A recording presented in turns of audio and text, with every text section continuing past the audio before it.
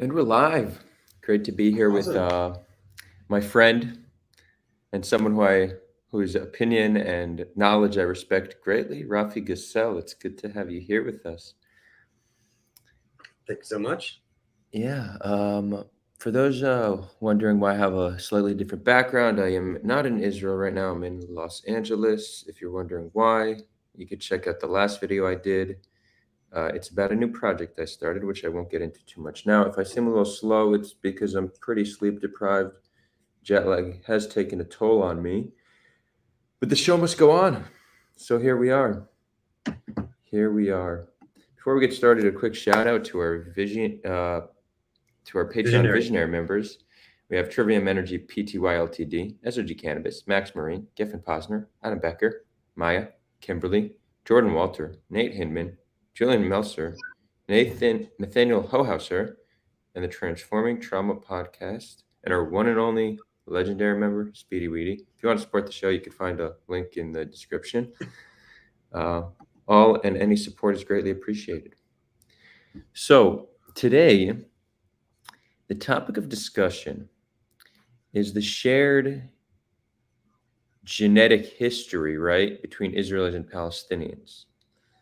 Many view the Israelis and Palestinians, or Jews and Palestinians, to be two distinct populations that don't have any commonalities or common ancestry. So Rafi's done a fair amount of research, deep diving into this topic, and he has some stuff to share on it. So Rafi, it's great to have you here. I think understanding our shared Thanks. origins might be a component to building a shared future on this land. So I think it's important work, and Sure. I'm very excited to hear what you have to say on it. Cool. So my name is Rafi. I work in biotechnology in Israel. Run mainly a DNA sequencing business here in Jerusalem, and I'm also a peace activist. I'm involved in a group called the Federal Forum, which is a group of Israelis and some Palestinians promoting the idea of a federalism in Israel and Palestine. I wrote a proposal called the Eretz Ard proposal, and maybe a couple months ago we had a when we started this group, we each took turns doing our presentation to the group of our federal proposal. And when it was one of my friend Yehuda's turn to talk about his federation, we somehow it came up that Jews and Palestinians both have the majority of their ancestry comes from this land from thousands of years ago. I sort of like threw that out there when we were talking about history and narrative and stuff. And people were said, "Oh, really?" And they asked me some questions about it. And so it was my turn to do the presentation. I threw in a couple slides at the beginning talking about like the history of the Israelites, of the Ishmaelites, of the Jews and Arabs in this land, and a couple slides on the genetics from that I found from various publications that I found. And I started working on this presentation. I'm like, hey, this would be a cool thing to just as a standalone piece, just talk about the history and the genetics of the Jews and Arabs. So the first half of this presentation is mainly a slideshow of snippets of history from basically like prehistoric times until modern times, the Jews and the Arabs and how they come from this region, and then a little bit about also the language and the scripts that they use and the origin of Hebrew and Arabic, and then talking about the genetics and how that supports the narrative that I'm going to try to present here. The idea here, I guess, is in search of a common narrative. Like, it doesn't mean that the Jews and Arabs have the same exact story. We're not the same exact people. We are two different ethnic groups, but we have both roots, deep roots in this land, and some relationship to each other. And so I wanted to explore that and maybe open people's minds, and like a stepping stone to further study and further research for others. Maybe I'll share this presentation if I can. Let's see, share screen.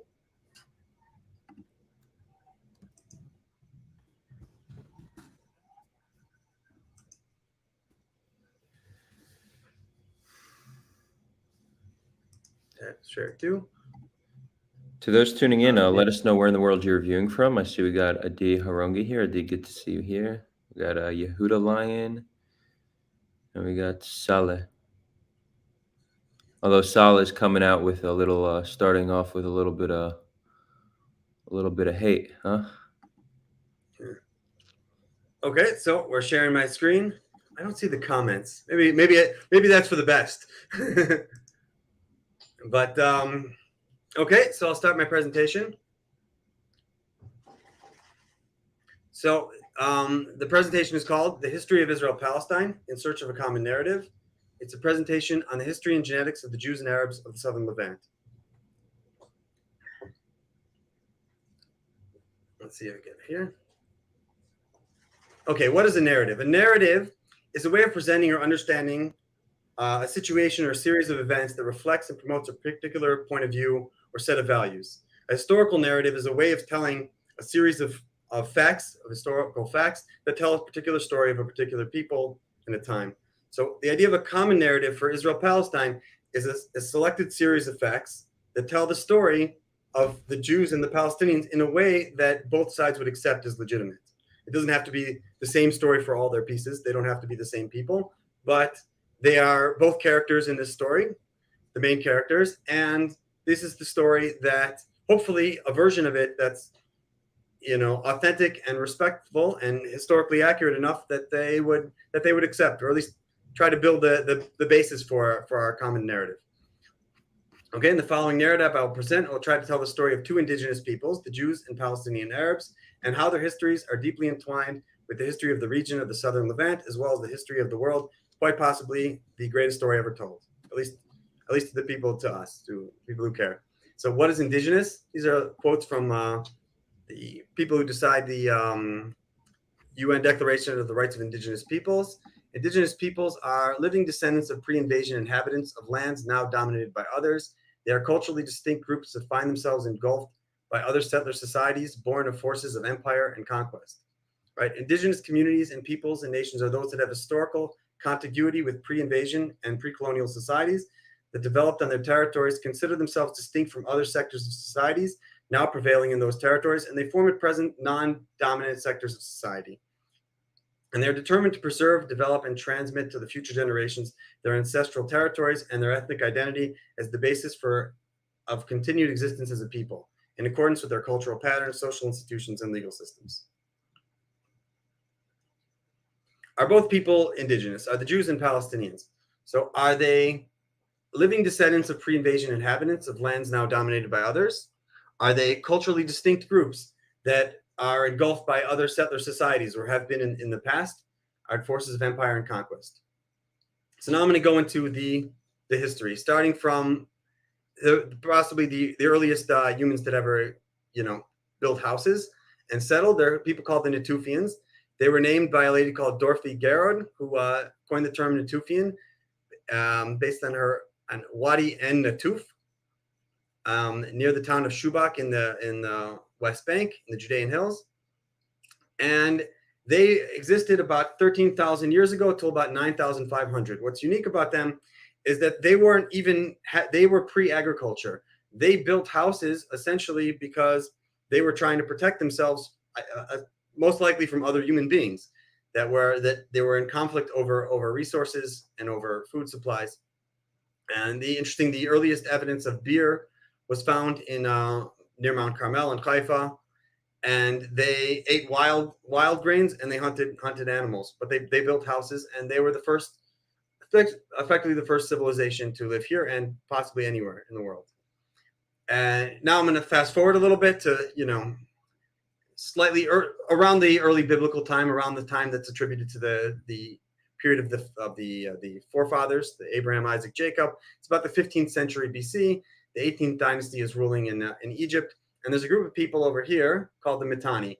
The Mitanni are up in northern Mesopotamia, and they're sort of sandwiched in between what becomes the Assyrians, the Babylonians, the Egyptians, and the Hittites. They're sort of in what's now Syria, eastern Syria, northern Iraq, and southern Turkey. It's a place that the Bible refers to as Aram Naharaim, because it's between these two rivers. Aram didn't quite exist at this point, but this is a later reference. They call it Aram. And in Egyptian, the Egyptians refer to this as Naharain, like the two rivers in the Egyptian. Mitanni succumbed eventually to invasion by the Assyrians, and they were eventually taken over, and this becomes Assyria. about 1350, slightly before the Israelites sort of appear on the stage. And the genetic evidence and also historical evidence suggests that a large number of people from this area migrated down into Canaan, into the land of what becomes the land of Israel, Palestine, starting around 2500 BC and going until about over 1,000-year period, essentially. But it greatly picks up at around the 16th century, when Mitanni falls to the Assyrians, as if they were a large influx of refugees flowing into the land of Canaan. So I think I'm going to talk a little bit about the geography. So northern Mesopotamia kind of looks like this little area on the right. It's mainly a desert, as you can see, and the areas of settlement are right around these two rivers. This is the Euphrates River, and this is the Tigris. This is the Habor that sort of attaches to it. But most of this is a flat land. It's very difficult to defend. So the trend in Upper Mesopotamia was to have these big empires like the Mitanni or like the Assyrians or like the Babylonians, because there were a limited number of resources. There were a lot of people who lived here, and it was very hard to defend. You'd have to build walled cities, and you wanted to have a very large army to defend all this. By contrast, Canaan has these nice little mountains. This is Canaan, the land of Israel, Palestine. This is what we call the West Bank today, or Judea and Samaria. This is the central hill country. This is the Galilee, the Upper Galilee. You see, it's much higher. There's the Negev Mountains, and then the mountains in Jordan, and this is the mountains of the Golan Heights, right? So what this enables in Canaan is you have very small and isolated groups, and it's very easy to defend. You can have a relatively small population develop here that's somewhat isolated from its neighbors, and they can develop sort of very individualist and individual cultures, and it leads to a diverse culture, right? Now look at this is like the land of Israel, Palestine today. The upper left, you see, is a very fertile area, and then sort of right about this line, this is where I live in Jerusalem. So if you go about 15 minutes this way, all of a sudden you're in a desert, where if you go 15 minutes to the west, you're in a forest. This is the watershed line. It rains about 3 times as much over there as it does over in here. So there's two really distinct climates. The Northwest is not really a desert. It's a Chappelle, it's called. It's a green, fertile, nice place to live. And past this line, it's very desert, and it's a rugged place to live. But there's different civilizations also developed here, as we'll discuss in this presentation. And one of the interesting factors, you have these 3 mountain ranges. You have the West Bank mountain range, you have the Galilee mountain range, and you have the Golan. And the main settlement areas, these valleys, which are very good for agriculture along the central coastal plain. This is where now the majority of Israel's population lives now. And over here, the Jezreel and Hula valleys between these mountains that are sort of use these mountains as protection are where a large part of the agriculture for Israel comes now.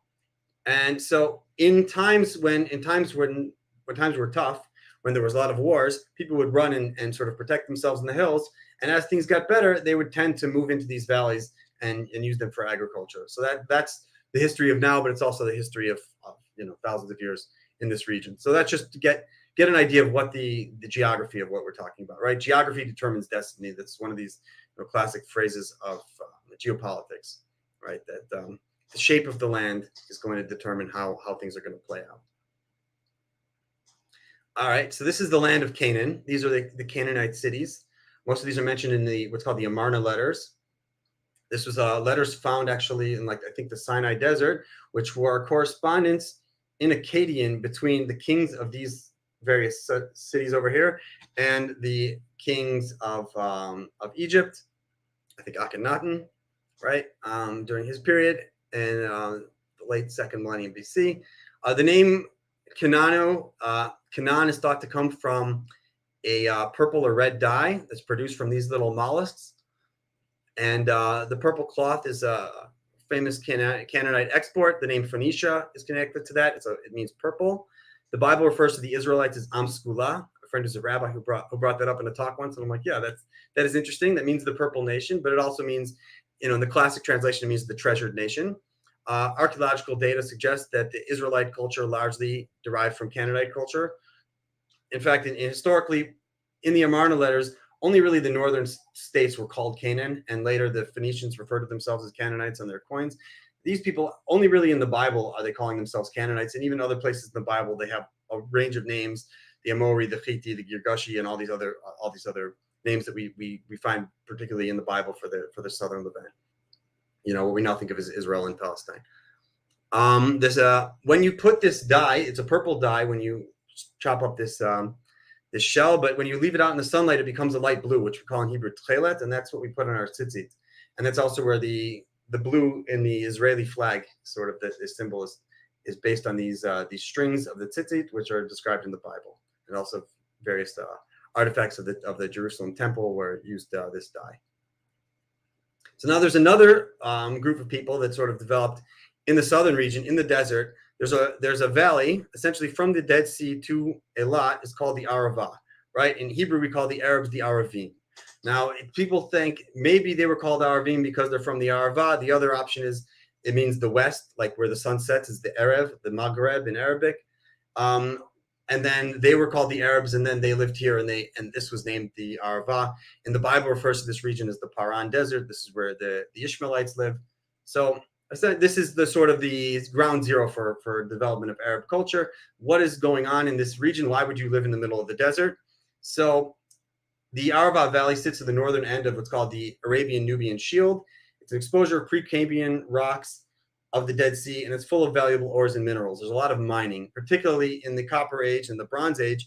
You mined copper. The two biggest mines, one is in Timna down here, and one is in Wadi Fanan, which is in Jordan over here.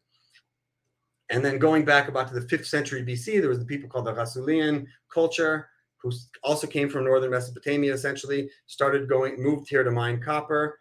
And then in several periods of increase, there was a whole great article, I'll share sources, for how this mining, there were ups and downs. There was also competition with Cyprus, which was the other major copper producer in the region. So when Cyprus was big, there was less copper produced here. When Cyprus was reduced, they were producing lots of copper here, and they were selling it mainly to Egypt and to Mesopotamia. Copper mining led to significant settlements in the central Negev region around 2400 BC. And this region was actually incorporated into the kingdom of Edom, which we'll talk about at about 1300 BC. So the Edomites were Hebrew-speaking people, and they conquered this region, and you end up with Arabs over here and Arabs over here, and the Edomites. But we'll see that the Edomites are actually quite mixed with the Arabic cultures, and also you hear that in the Bible. Esau, who was the father of the Edomites, marries the daughter of Ishmael in the mythology, and there was probably some reason for that connection. A little bit south, you get into a place called Midian. Midian, you remember from the Bible, Jethro lives over here. A lot of people think that this is where the actual, Har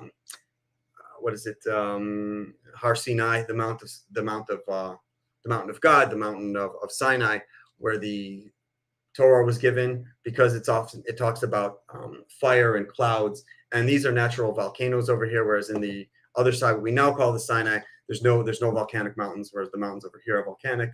And this is where the Midianites historically lived. This was called Midiana by Ptolemy in 150 CE.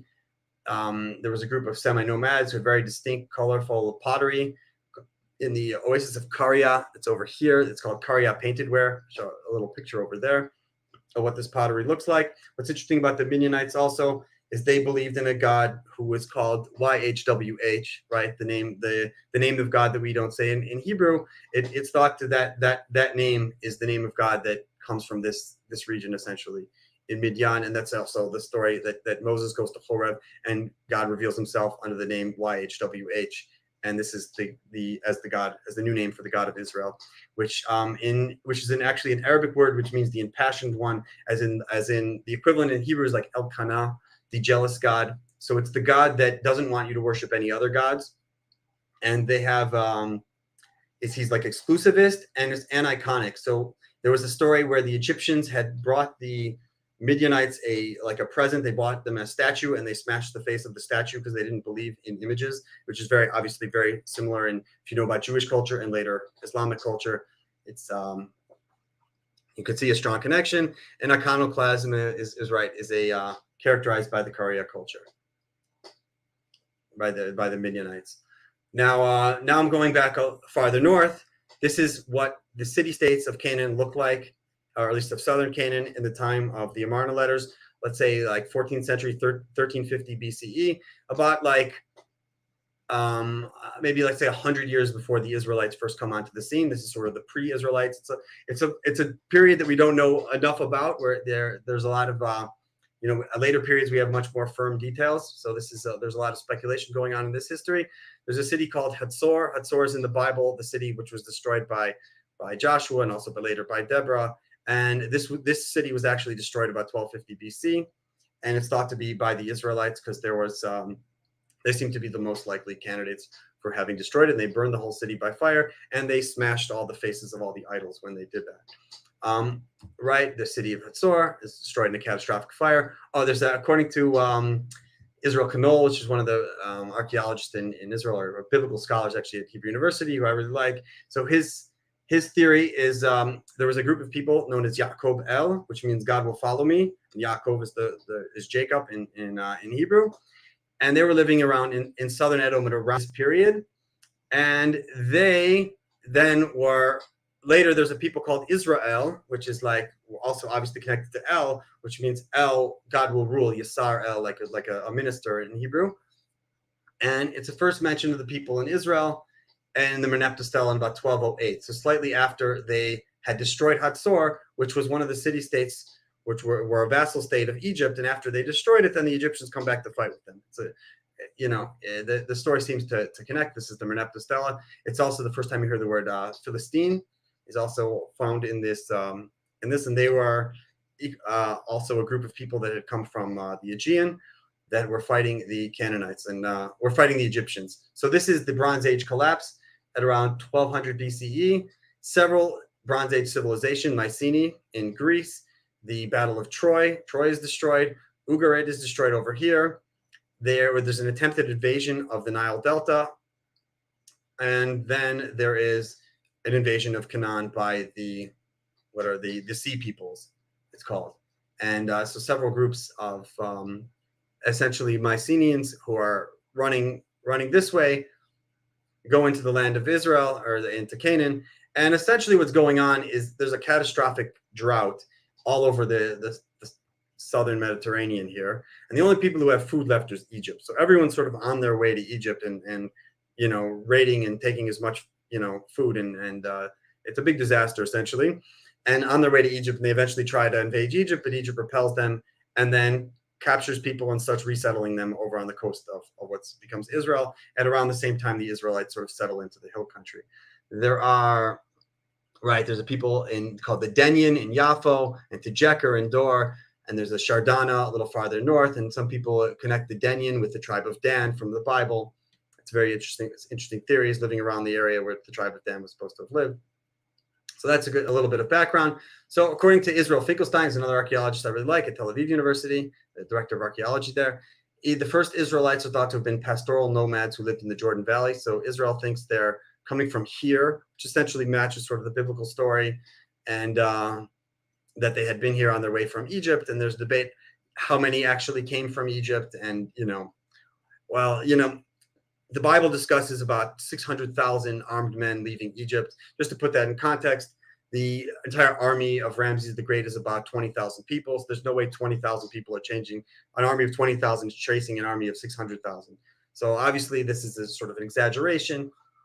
It's thought to be a lot smaller of a population, but the army of Alexander the Great, like 1,000 years later is only 40,000 people. So they didn't have a 600,000 person army. Nothing existed like that until modern times.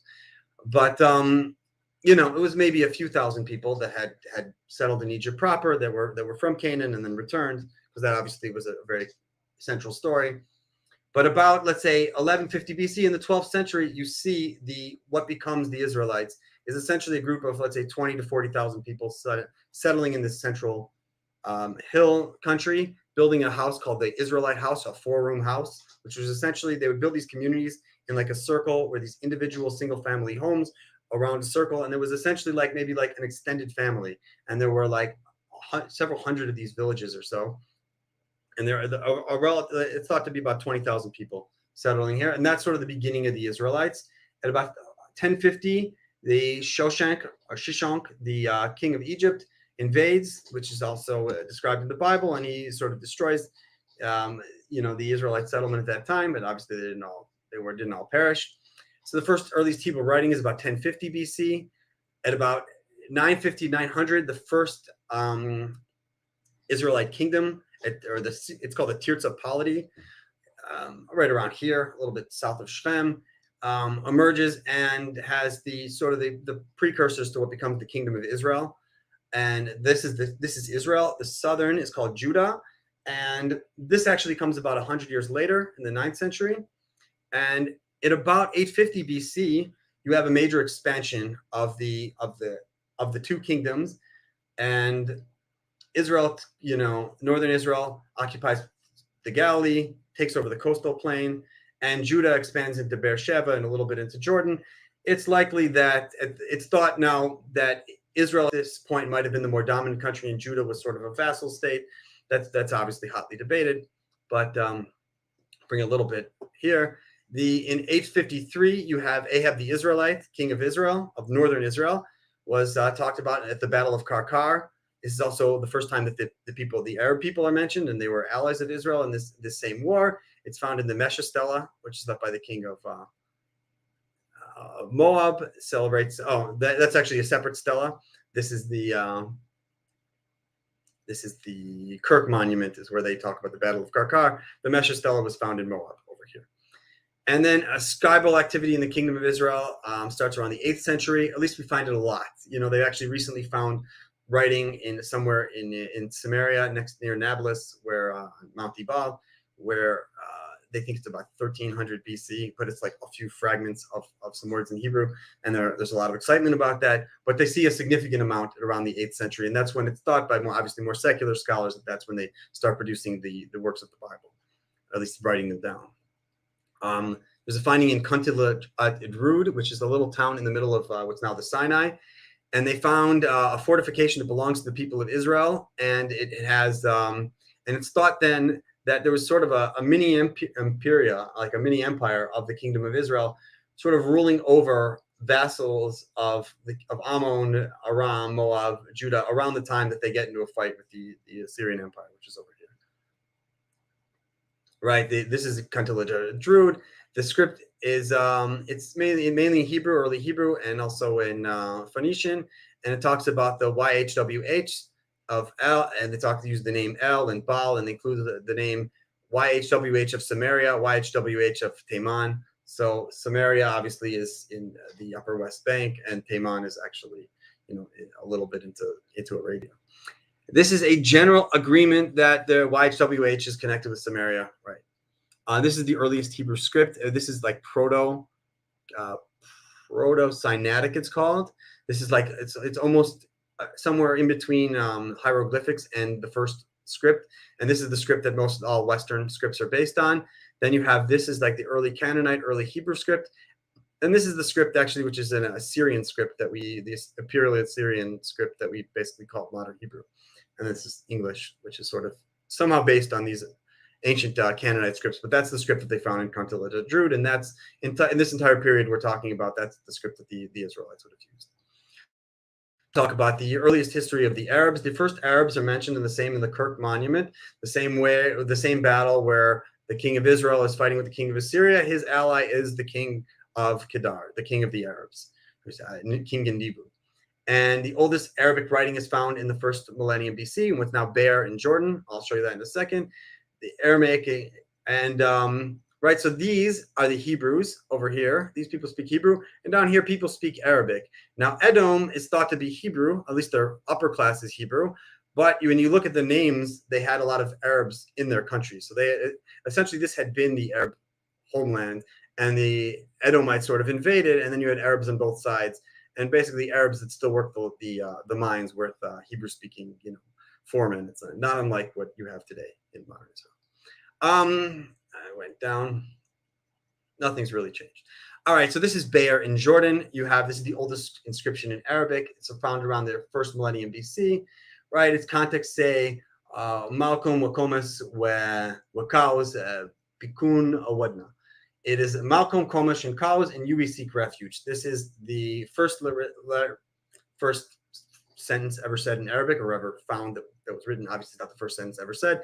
And these were the gods of Moab, Ammon, and Edom, respectively. So they are clearly a related culture to the Hebrew-speaking peoples in what's now Jordan and in southern Israel.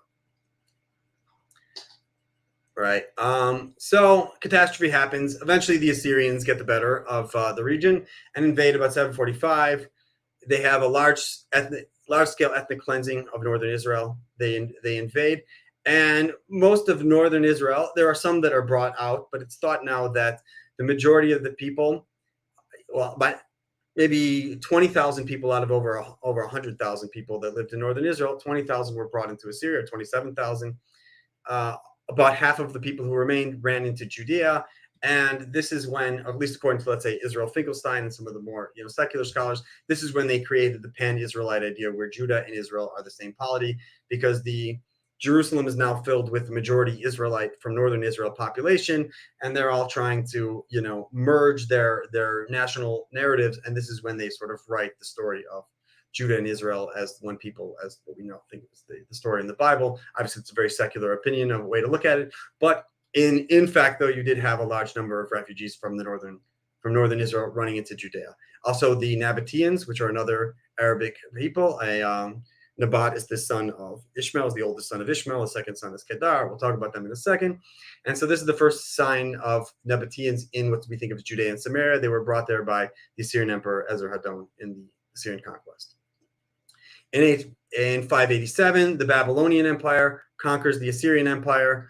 Finally, Judah falls. The first time they only conquer the northern Israel. Now Judah falls. And in 539, the Persian Empire conquers the Babylonian Empire. Right. When the Babylonian Empire conquered, they evacuated the population of Jerusalem and brought them to Babylon. This is where the Iraqi Jews come from and such. And now, when the Persians took them over, they allowed the Jews to come back. In the famous Cyrus Cylinder, King Cyrus the Great says everyone can come back. This is the Persian province of Yahud, right?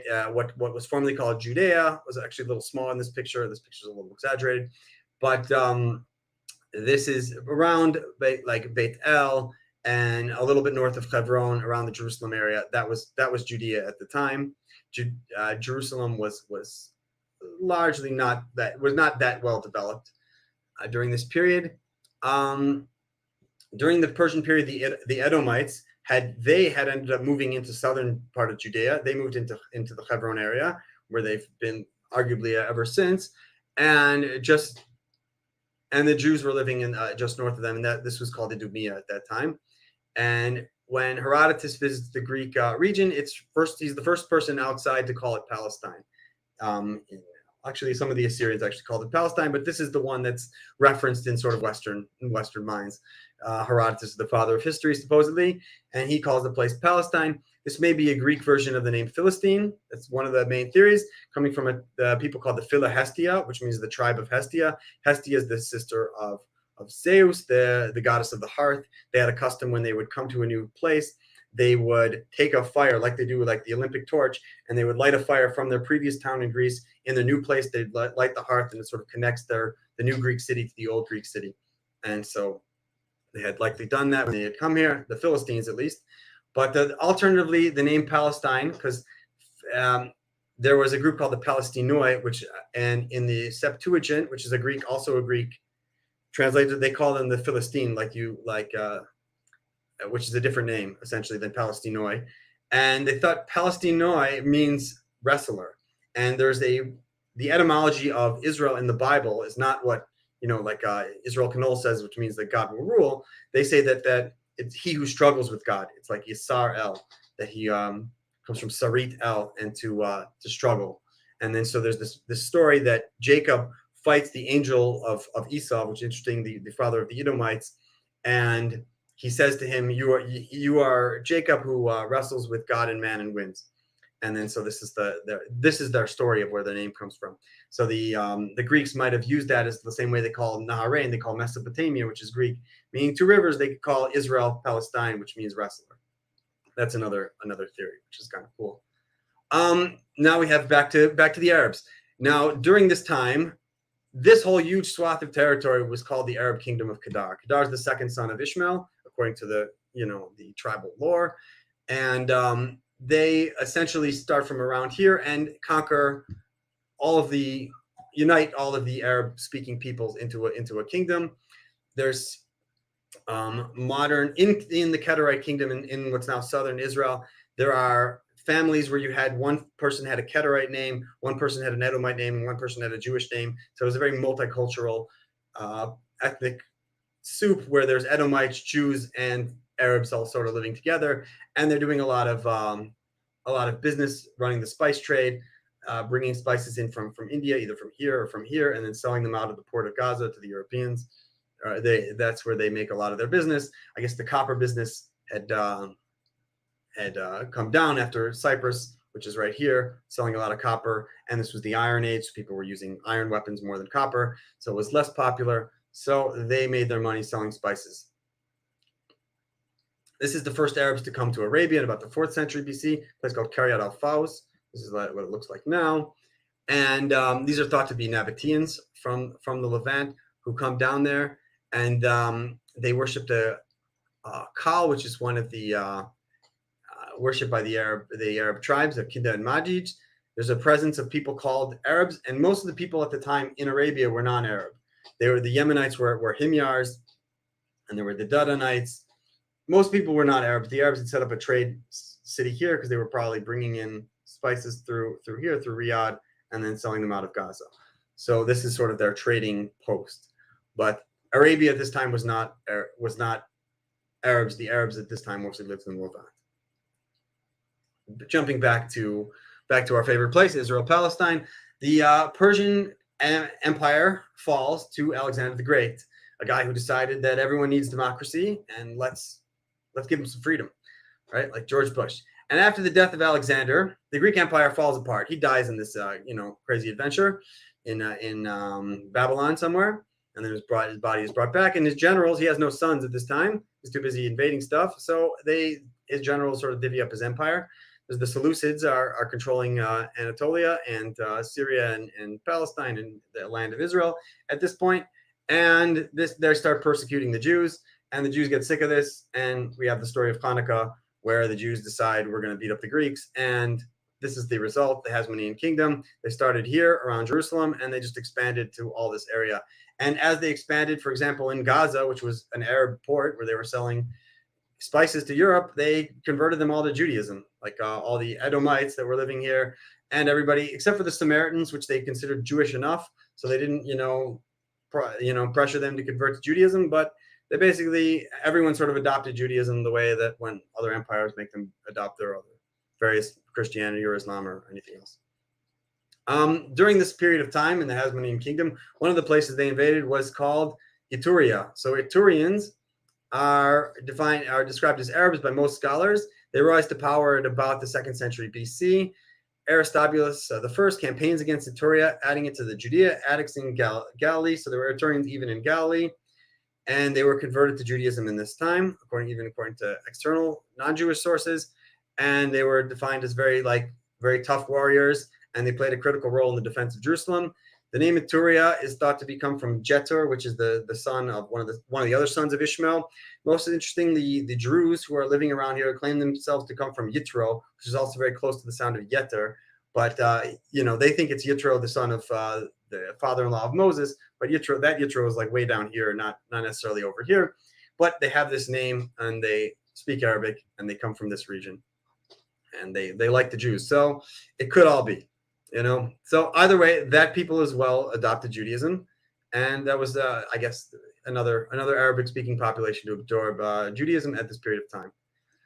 Now we'll get to the Nabataeans. So this was the main Arab kingdom around the time of the Hasmonean kingdom, just south of Judea. This huge kingdom here was run by Arabs, starting in about the 7th century BC. They basically took over from the Kedarites, and they first appear in the 7th century BC. In the 4th century, they establish a kingdom. They take over Kedar, and they establish several cities in what's now in the Negev in Israel. You can see Advat, Shifta, Mamshit, Nisana, and very interesting places, and they're quite beautiful.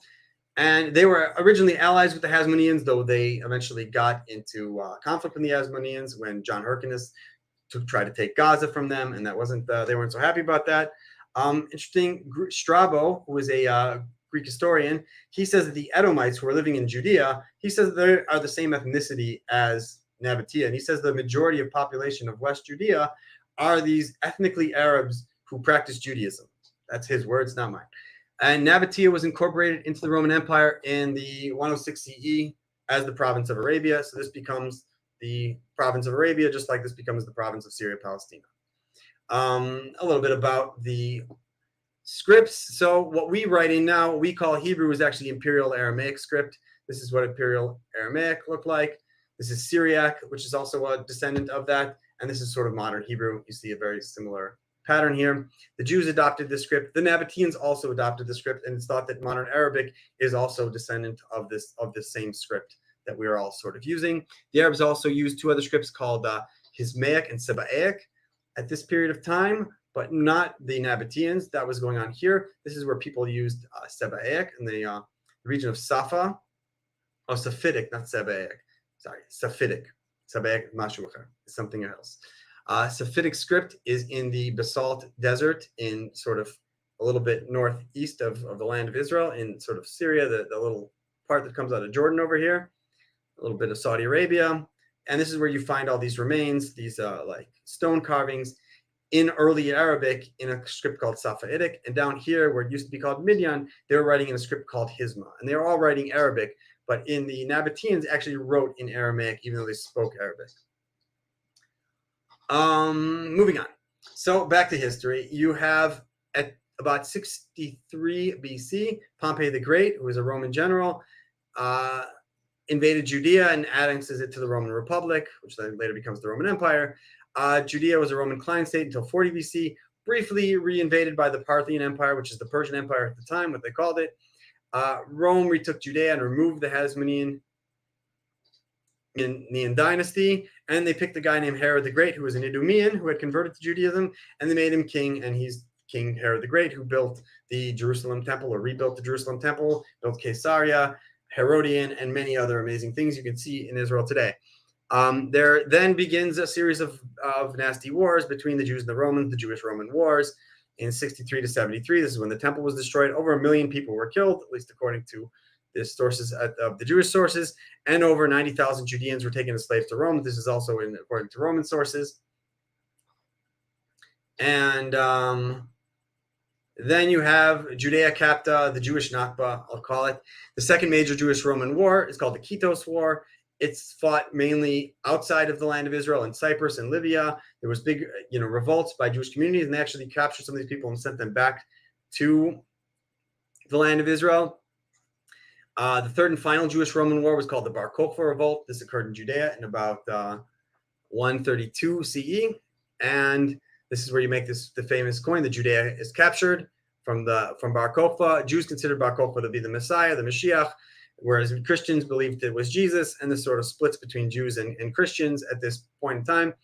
And in 135, the Romans regained control of Judea.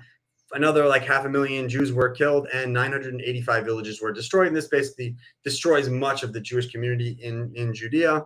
And that was quite sad. Some fast forwarding, now it's called Palestina. It's renamed Palestina. Some say because the Romans were upset at the Jews, they recalled it Palestina. Who knows?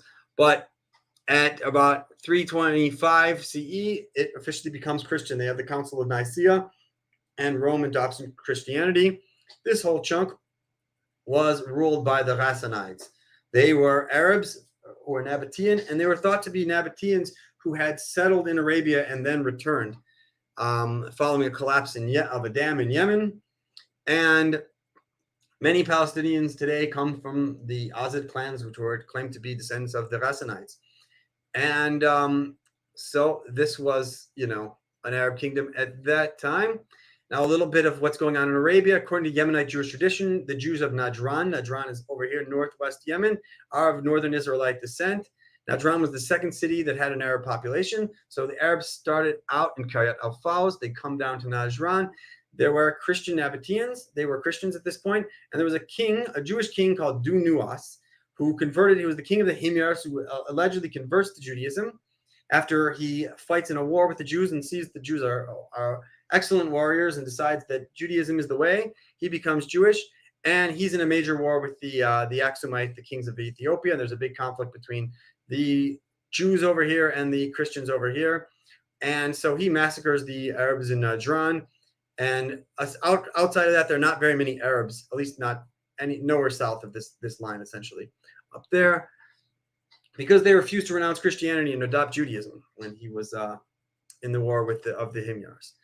That shortly ends, and we end up approaching the period where Islam is founded in 473. This whole huge green chunk is the Ghassanid territory, and they are in a federati with the Byzantine Empire.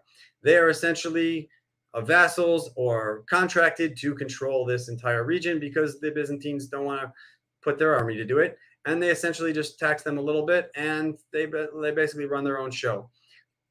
The Eastern Empire, Roman Empire, Zeno, they're also Christians, so they have a lot in common with the Byzantine Empire. He tries to go to Neapolis now, which is what used to be called Shechem, and convert the Samaritans to Christianity, and starts a series of revolts called the Samaritan Revolts of 529 and 556. There's over 100,000 Samaritans are killed, and it reduces significantly the Samaritan population.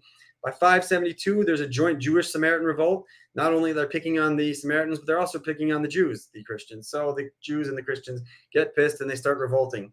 And eventually the Jews collaborate with the Persian Empire as allies of the Persian Empire to take over the Levant. And that starts a series of fortunate or unfortunate events that leads to a big shift in the world history. And by 630, the Byzantines had retaken Jerusalem and ordered all Jews to convert to Christianity or leave the region.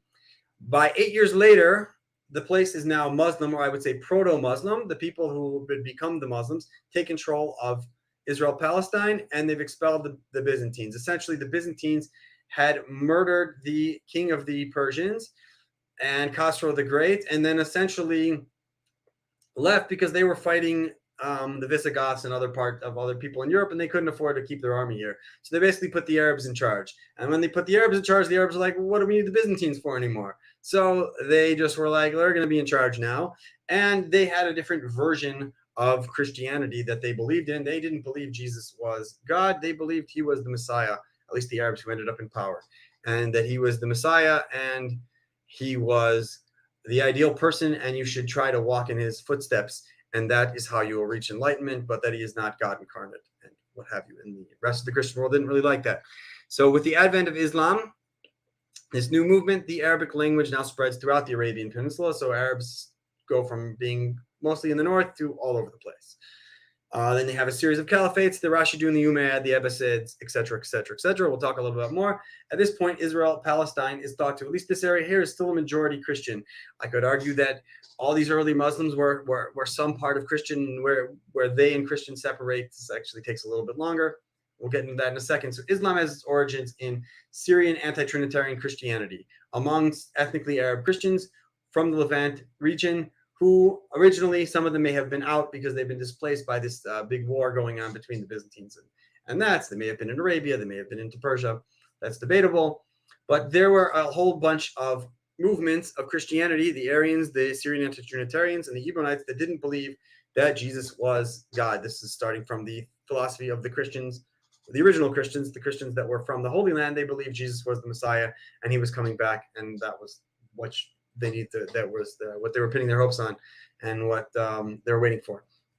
And ultimately, all these movements around the time that Islam starts fade away, and all those people sort of adopt Islam or normative Christianity. And it's thought that the Syrian anti-Trinitarian Christianity is the pool of people that absorbs into Islam, the main group, and then the minority group is a group called the Nazarenes, who are we also call the Ebionites, which are the Jewish Christians of the Holy Land.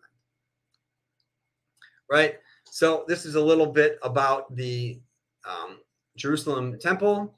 So according to Muslim scholars, Baka is the ancient name for the Mecca that is used in the Quran. The Quran only uses the word Mecca once, and it's not even talking about necessarily Jerusalem, or it's not necessarily talking about the city in Arabia. And usually when they're talking about the holy site, they're referring to a place called Becca. Now, Becca is in the Bible, referred to in Samuel. It's a place called Emek Rephaim, which is about 5 minutes from my house here, and not too far from the old city of Jerusalem. The western wall in Arabic is called the Mabka, which is in Boche, is in Hebrew to cry, the Wailing Wall. And next to the Kaaba in Mecca, you have these two hills called Marwa and Safa. These are these mountains that you walk between 7 times. Interestingly, the mountain that the temple is on is called Mount Moriah, and then the adjacent hill is called Sofim, or Safa, if you have an Arabic accent.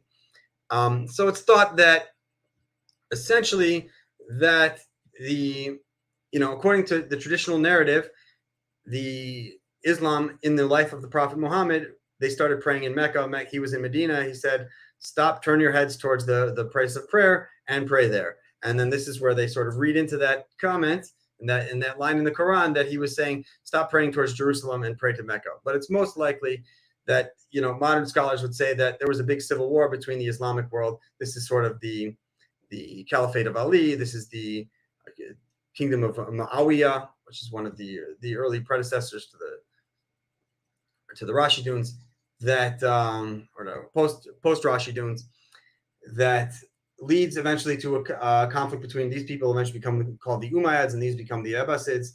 And one side has Jerusalem as their holy site, and the other side picks Mecca, which is, according to legend, the hometown of Muhammad. And this was likely the original holy site. The reason that this is important is not to tell people you should go pray to other directions. I obviously don't care. I'm Jewish, and you could likely argue that there are sites in northern parts of the West Bank, in Samaria, in Shiloh, in Har Gerizim, that predate Jerusalem, but I pray towards Jerusalem because that's been my culture my entire life, and for thousands of years.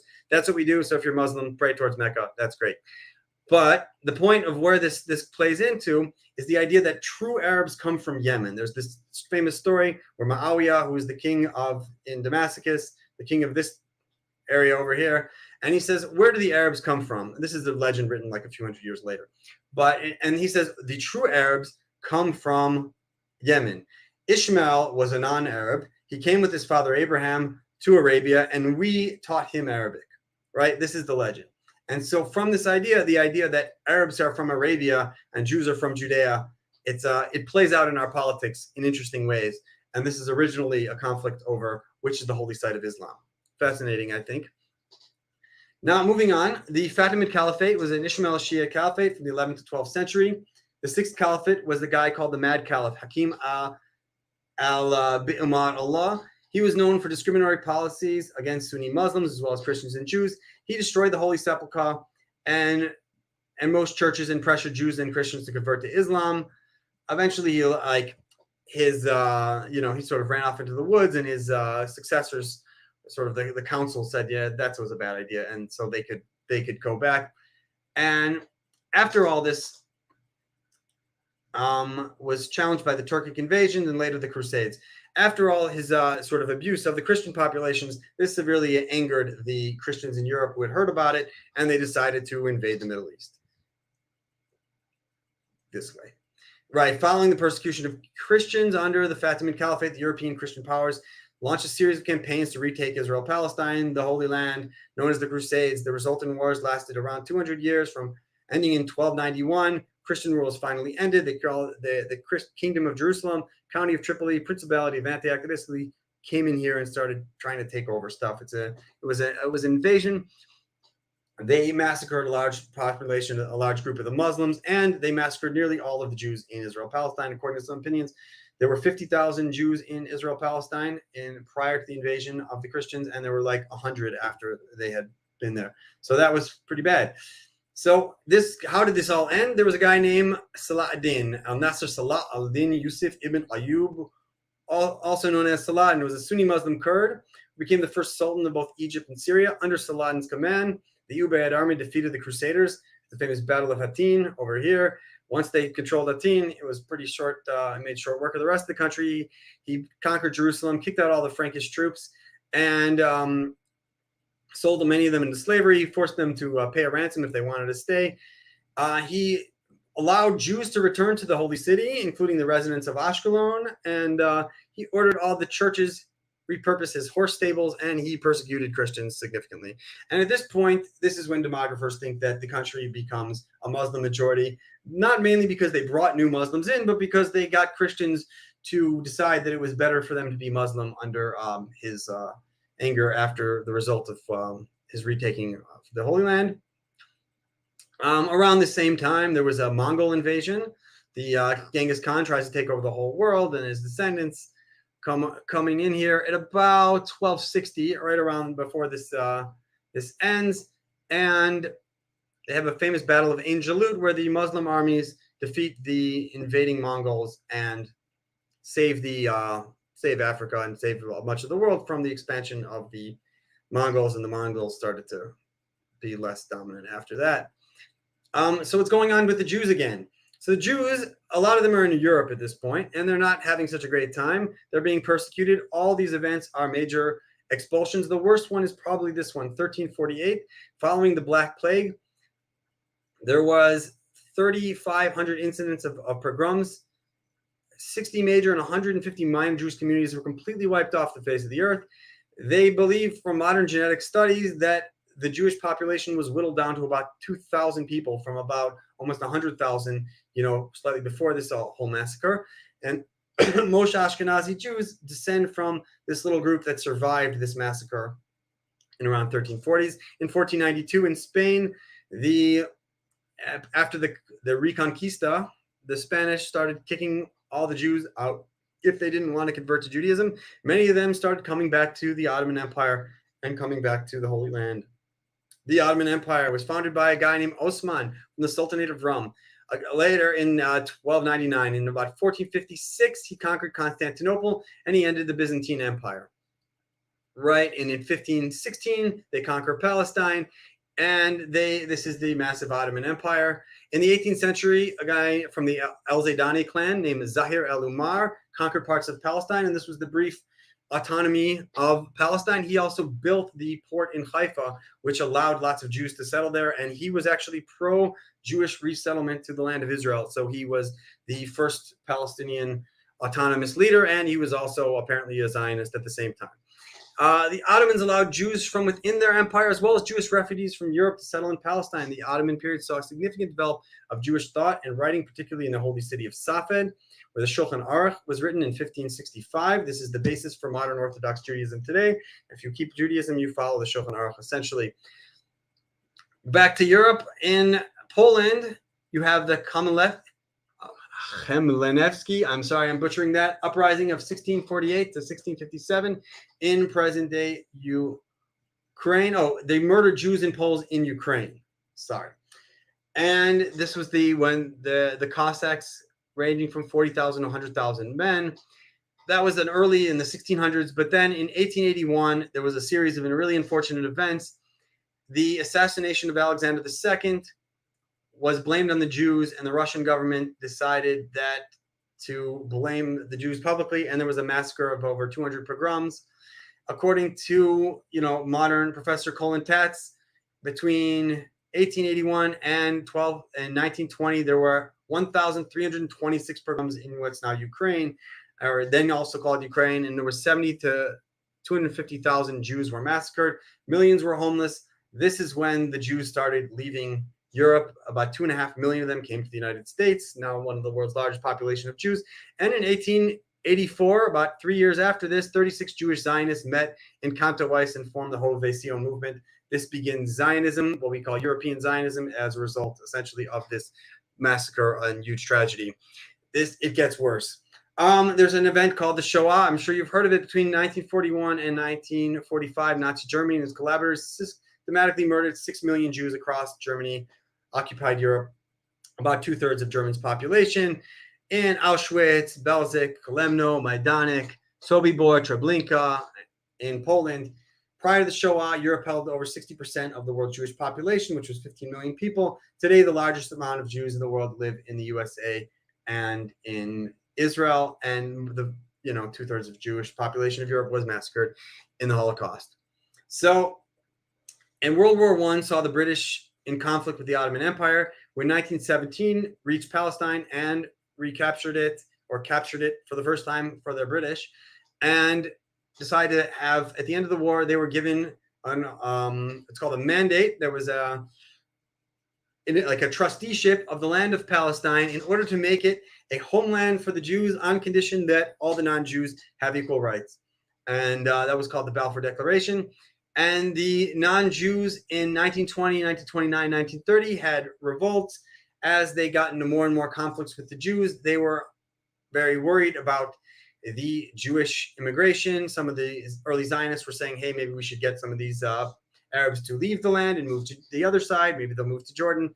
And things got nasty, and people started massacring each other massively on both sides. In 1947, Resolution 181 recommended, hey, why don't you guys split this land into two countries? The blue country here you see, that's going to be for the Jews. The orange country, that'll be for the Palestinians. And Jerusalem and Bethlehem was going to be an autonomous, special regime for the city of Jerusalem, a international city. It's called the UN Partition Plan. The Zionists reluctantly accepted this. The Arabs said, no way, and we have a war. Just to give a little background about the amount of immigration that was going on during this period, about 845 Jews immigrated to Palestine, about 70% of their increase in population. During the same period, about 33,000 non-Jews, 18,000 Muslims, 18,000 Christians immigrated to Palestine, accounting for about 7% of the population increase, or about 3% of the total population of 1.2 million Palestinians. And here's the sources of that. It's the British records. And also, when you look at the Ottoman tax records from 1850 to 1915, you show the non-Jewish population increased from about 327,000 to about 640,000 over 65 years. This is about doubling. This is about, in the same period, the first 65 years of the state of Israel, for example, the Arab population increased tenfold, not double. So it's unlikely that there's no significant evidence for a massive increase in the Jewish population, as is often theorized. There's no historic evidence, and as we get into the genetic evidence, that'll sort of be very clear. This is what happens in 1948, the 1948 Civil War. This was what the proposal for what was going to be the Jewish homeland. These were the Jewish settlements. And this is what happened after the war. This additional territory, like a pipeline all the way to Jerusalem, the Northwest Galilee.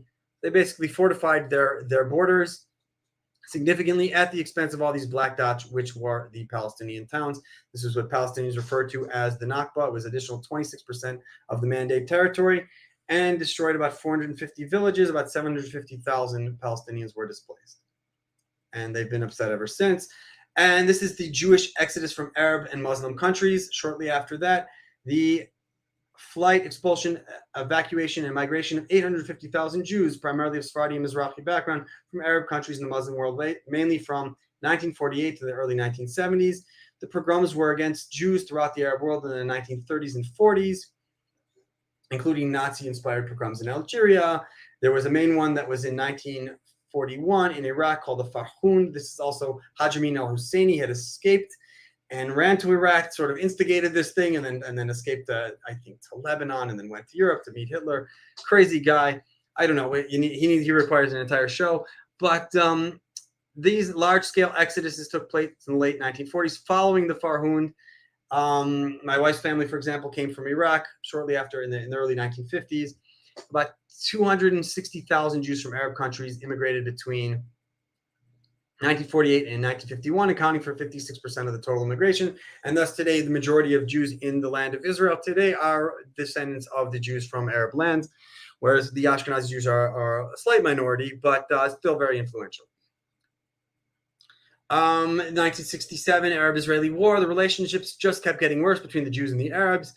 After the Armistice Agreement in 1956, Israel invaded Egypt along with the French and the British to control the Suez Canal. Russia invaded, threatened to nuke them. The United States and Canada got involved. It was a whole big story. So eventually Israel backed up. But there was obviously a lot of tension because we had invaded once, so they weren't so happy.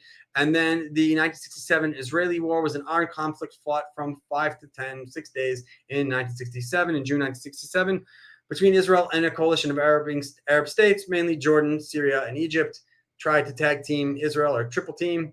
And right in May 1967, Nasser received false reports from the Soviet Union that Israel was massing on the Syrian border. Nasser began massing his troops in two defensive lines. As a result, Israel captured the Sinai Peninsula. This thing which later returned to Egypt in 1979 with Begin and Sadat. Israel annexed East Jerusalem, which is basically, and the Golan Heights. The East Jerusalem is right here. The Golan Heights are here. They have annexed the Golan Heights in 1981, East Jerusalem shortly after the war. And there is currently a military occupation of the West Bank, and there is a blockade of Gaza and a control of airspace, etc. Many would consider that still an occupation. It's debated on the Israeli side, but we don't need to debate that here. There's a lot going on in this story. Next, moving on to the Oslo Accords. The Oslo Accords are a pair of agreements between the government of Israel and the PLO, the Palestinian Liberation Organizations. Oslo I, signed in Washington, D.C., the famous handshake between Yasser Arafat and Yitzhak Rabin, and in Taba in Egypt in 1995. They were created a thing called the Palestinian Authority, which is now what runs 40% of the West Bank and the Gaza Strip. Well, the Gaza Strip is now run by Hamas, and they agreed that the PLO would be the partner in negotiating the agreement here. They gave it a 5-year plan, and they said after 5 years we're going to work out all this. Don't worry. And here we are, like 30 years later, we're still worried, and we haven't worked it out. In 2005, Israel withdrew from the Gaza Strip and left Hamas in charge. And in addition, there was 130 official and over 100 unofficial Israeli settlements. There's 850,000 Israeli Jews living in the West Bank and all these little dots, basically as a way to maintain it. They believe, as we mentioned, that there's these big mountains here that sort of protect the coastal area. So they wanted it for security reasons, and they enabled this population to live there in order to help put boots on the ground, essentially, and civilians on the ground, because it's harder to kick out civilians than it is to remove troops. Because if you're troops, you can say, well, okay, let's make a deal, and the troops will go. But if your people are living there and there's schools and hospitals and etc., it makes it more difficult. So they obviously wanted to keep it permanently. That's the history. Now let's talk a little bit about the language. A brief look at Hebrew and Arabic, right? The Semitic languages. This is the Semitic language family. It's a branch of the Afro-Asiatic language family. Much of Africa and the Middle East. It's split into two main groups: East Semitic, which was Akkadian, which no longer exists, right? This is the old Babylonian language, and West Semitic languages, the rest of the Semitic language families. This includes now Hebrew, Arabic, and Ethiopian, and some South Arabian languages that still exist. There are theoretical languages: East Semitic, West Semitic, Central Semitic. The question here is where the position of Arabic. In terms of grammar, Arabic is more like Hebrew, but in terms of accent and tone, it's a little more like South Arabian and Ethiopian. So it's on the border, and it's debated where in this tree exactly it fits. Levantine Arabic, that's Arabic from the Levant, which is the southern Levant, which was what this presentation was about, which is basically Israel and Jordan in the north, which is Lebanon, Syria, and a little bit into Turkey. This is where the Levantine Arabic is. It shares about 50% similarity with modern standard or classical Arabic. Is the closest Arabic language dialect to classical Arabic is the Palestinian or the Jordanian dialect. And its close relationship between this southern Levantine Arabic and classical Arabic lends to further support the idea that this is where Arabs are from. They're from the southern Levant is sort of the origin point. The Canaanite languages are one of 3 subgroups of Northwest Semitic languages, right? We talked about that. The Canaanite language is divided into 2 main groups: Northern Canaanite, including Phoenician, and South Canaanite, which include Hebrew, Edomite, Ammonite, and Moabite. The Canaanite language continues to be everyday spoken language until the 4th century of the Common Era. Hebrew is the only Canaanite language today that people are still speaking. Hebrew survived in the medieval period as the language of Jewish liturgy, interreligious Jewish commerce, Jewish poetic literature. There was the language of the Vadot, of the European communities of Jews. Their sort of autonomies were run in Hebrew, and they were writing many books in Hebrew. And with the rise of Zionism in the 19th century, they decided to fully revive Hebrew as a daily spoken language in the land of Israel, or in the Palestine, and now it is the official language of the state of Israel, and everyone, well, not everyone, but most of the people who live in Israel speak it very well.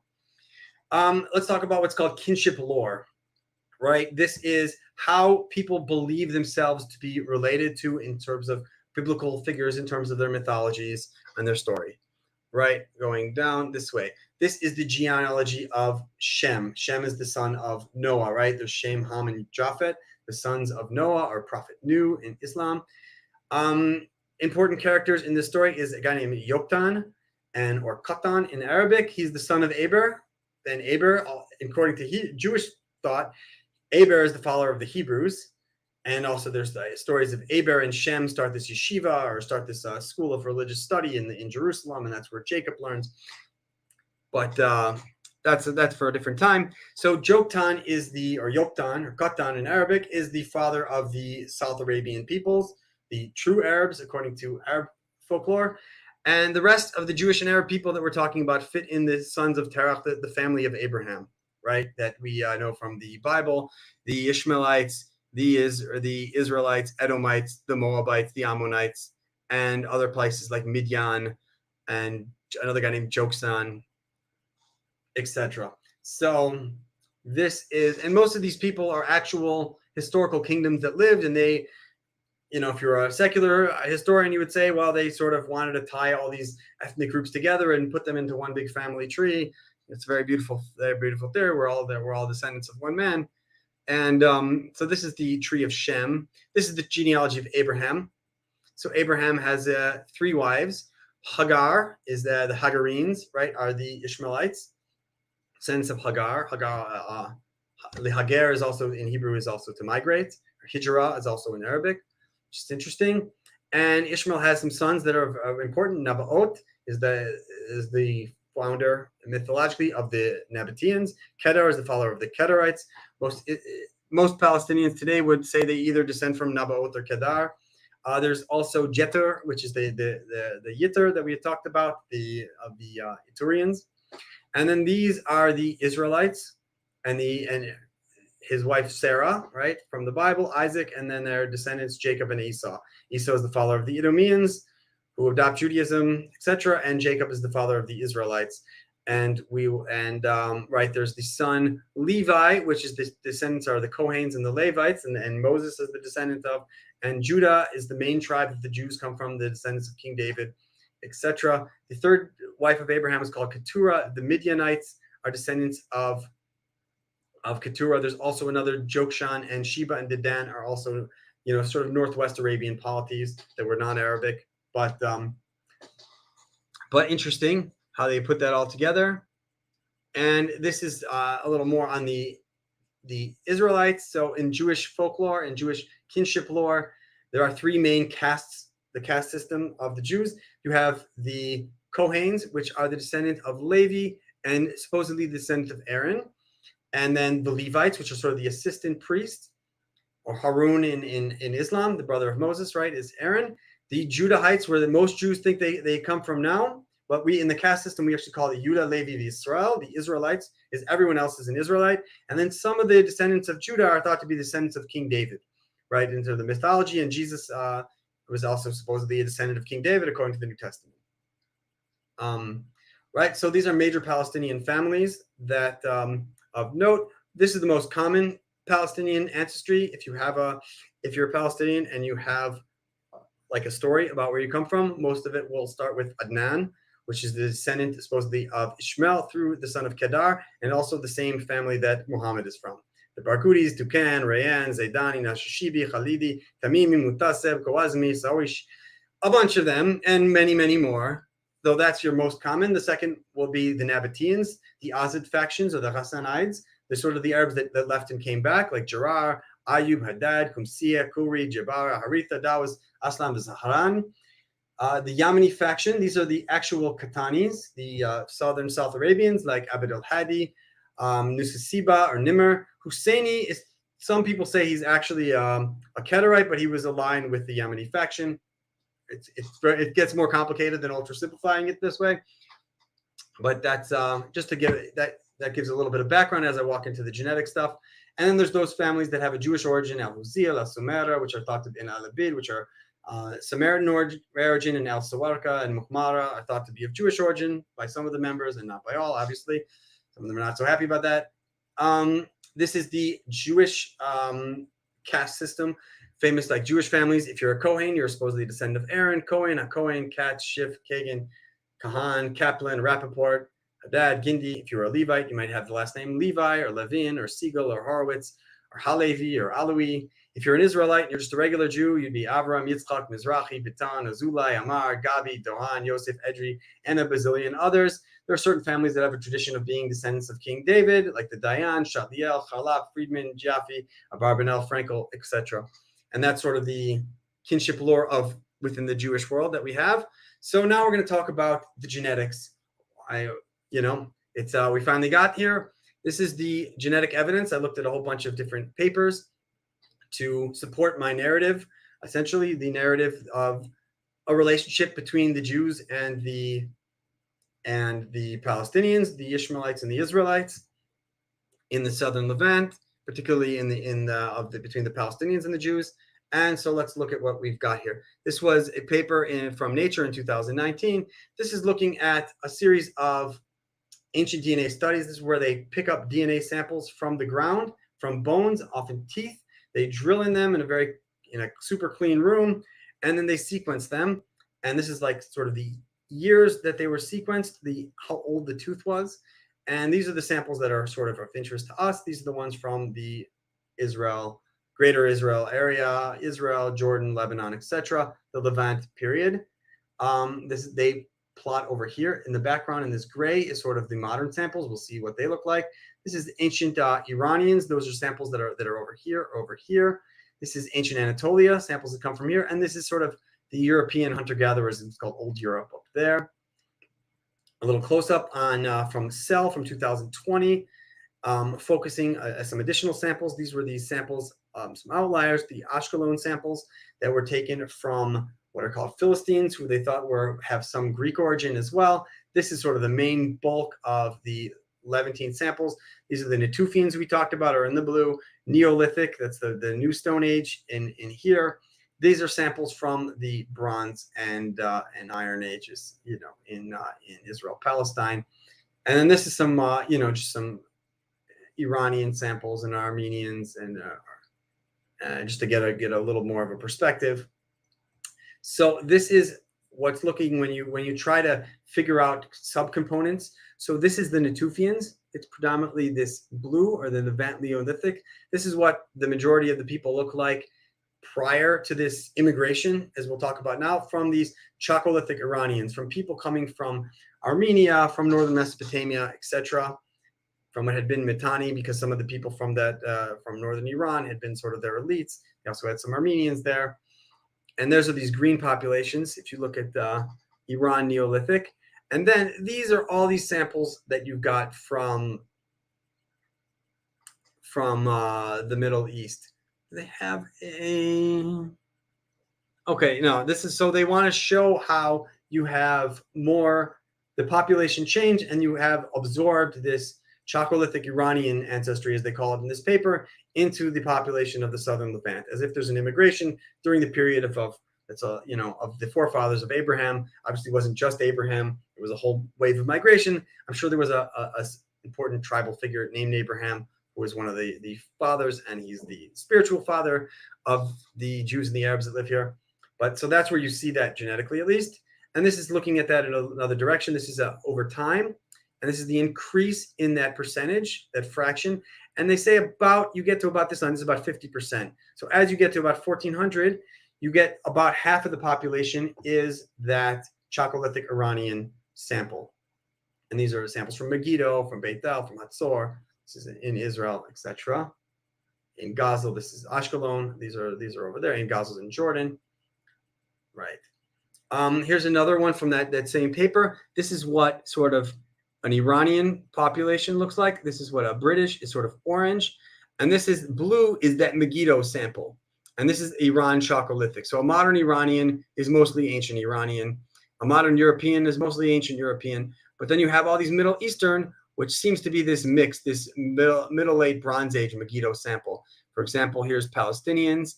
Here are Moroccan Jews. Here are Ashkenazi Jews. Here are Bedouins, having a lot of this blue sample.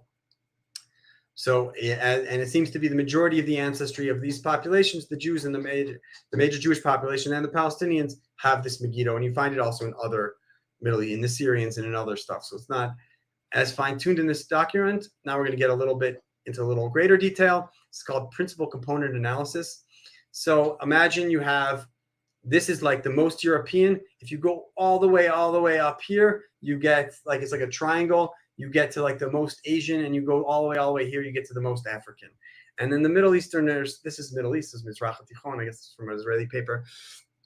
But these are the Jewish populations. These are Ashkenazi, these are Sephardi Jews, these are Jews from Iraq and Iran. These are actually these are the Palestinians, the reds over here, and these are actually the Yemenite Jews, who are almost identical to Palestinians, which is an interesting phenomenon. Here is that again in small, and this is those Philistines and Phoenician samples from the ancient DNA. And then I took those two samples and I merged them for you, and you can see that this is sort of Bronze Age Levant populations overlaid with the Jewish populations. The Palestinians are right here and are Iraqi Jews. So it's clearly all in the same ballpark. This is a merged image of ancient DNA samples showing significant overlap between Bronze Age Levant populations. And let's look at another one. I found this by another guy. This is a merged sample of ancient DNA populations. You see essentially what I did, but maybe in a little nicer graphics. It shows a cluster of populations. This is blue is the Palestinians. You have Yemenite Jews again over. It's basically the same data, right, overlapping the Palestinians. You also have Neolithic Levant Chalcolithic, that's Copper Age, Bronze Age Jordan, Bronze Age Sidon, which is the southern Lebanon. This is modern Lebanese, which are right next to there. And here's Iraqi Jews. This is Ashkenazi and Sephardi Jews right next to them. And then if you go farther, they're Saudi. So you would see a very close correlation between Palestinians and being surrounded by ancient Bronze Age samples and even earlier from the Levant, and all the Jewish populations are sort of clustering together. This is another chart of Palestinians between modern Palestinians and Syrians and Egyptians. So there's some Syrians will say, well, maybe they're just half Egyptian and half Syrian. Well, obviously that would have happened to happen a very long time ago, because they obviously didn't come there very recently and mix. You would have a lot of outliers that looked like they were Syrians, or looked like they were Egyptians, or other Middle Easterners. The populations that plot closest to Palestinians are Jordanians, the Bedouins of Israel, essentially, and Yemenite Jewish populations. And there's you get a little bit of overlap between some Egyptians and some Palestinians. This was another table from 2009. A paper where looked at Palestinians and Jews. The Jews are the reds over here. Blues are Europeans, and the greens are Middle Easterners, with Palestinians being these little triangles. Of the Palestinians, of Bedouin, Druze, Palestinians, and North Africans, the Palestinians were the closest to Jews, essentially overlapping Jewish populations.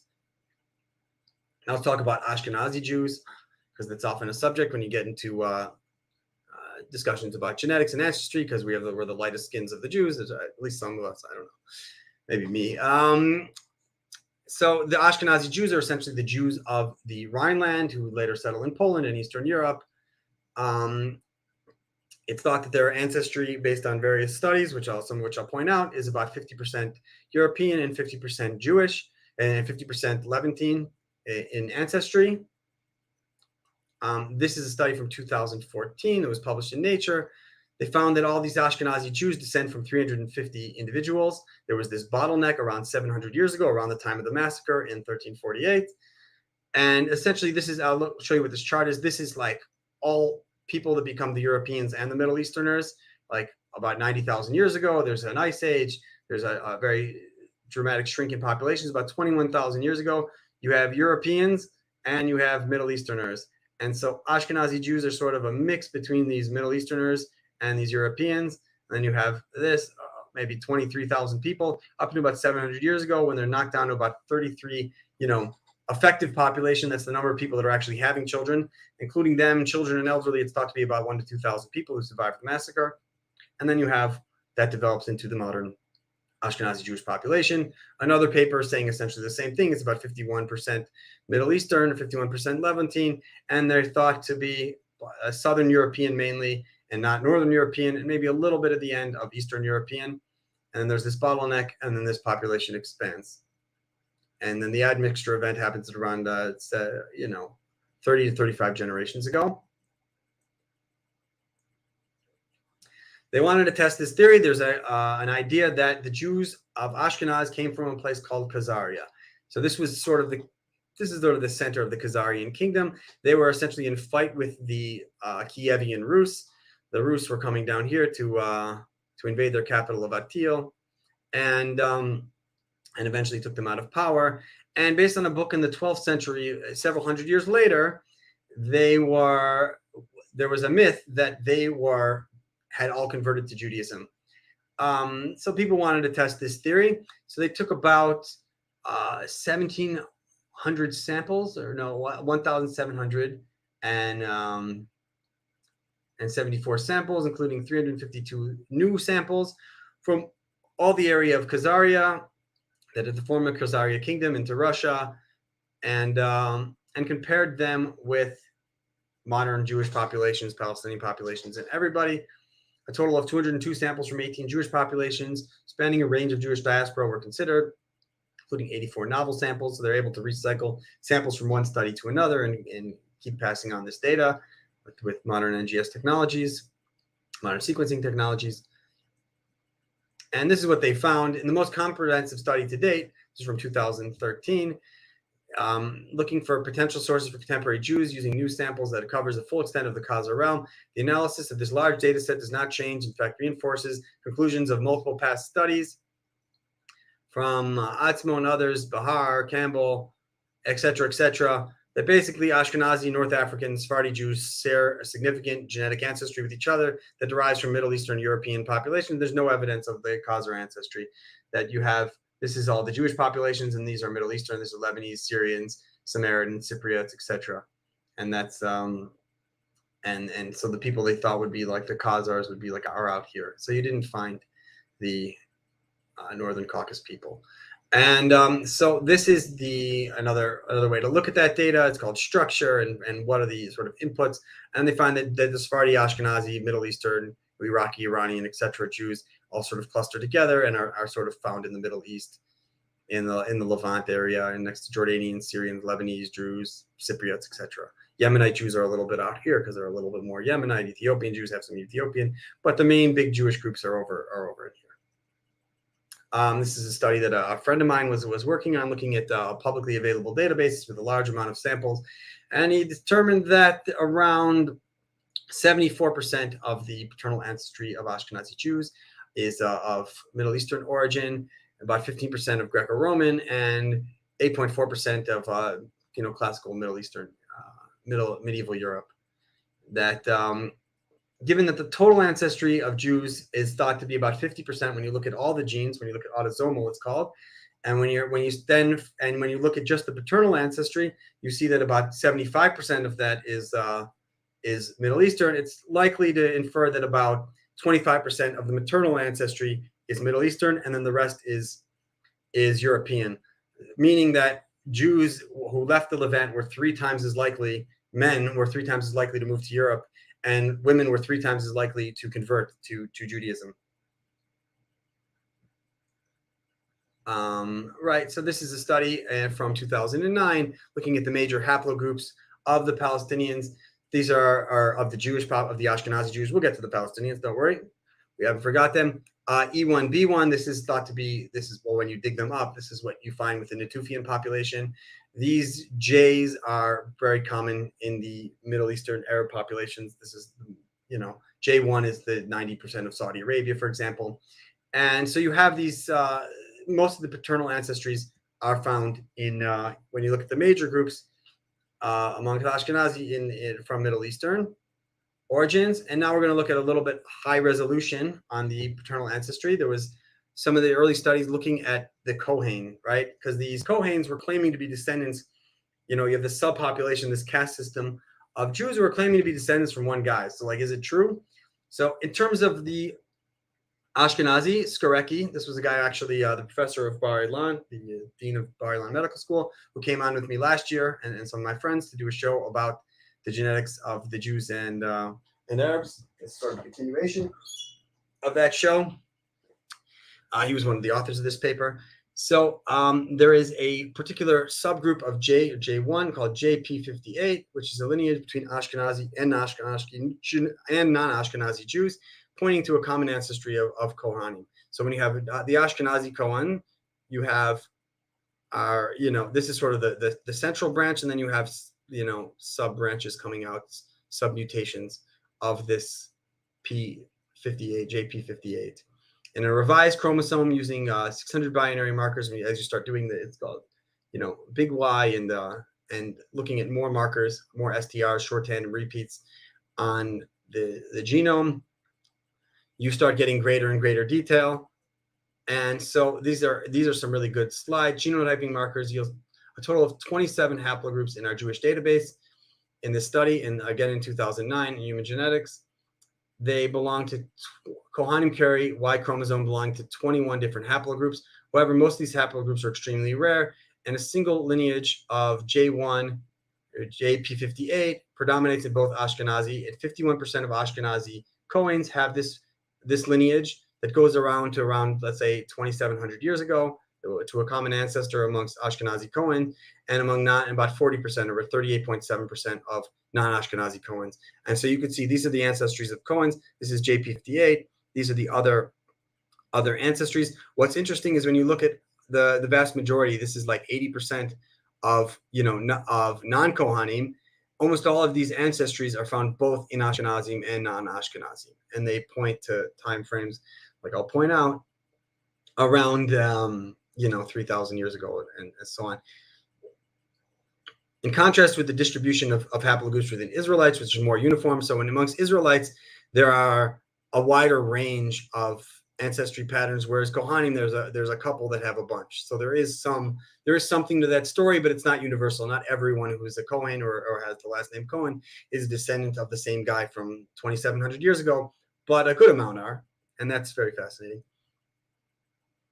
There are lineages of R that we had thought were an indicator of R1A, which is common in Eastern Europe and was thought to be Eastern European admixture. But when you look at which R1A you're talking about, you end up finding that Ashkenazi Jews and Moroccan Jews and Turkish Jews and Kurdish Jews and other people have these same ancestries. You find an Assyrian, you find a Mumbai Jew and an Iraqi Jew in that sort of same group.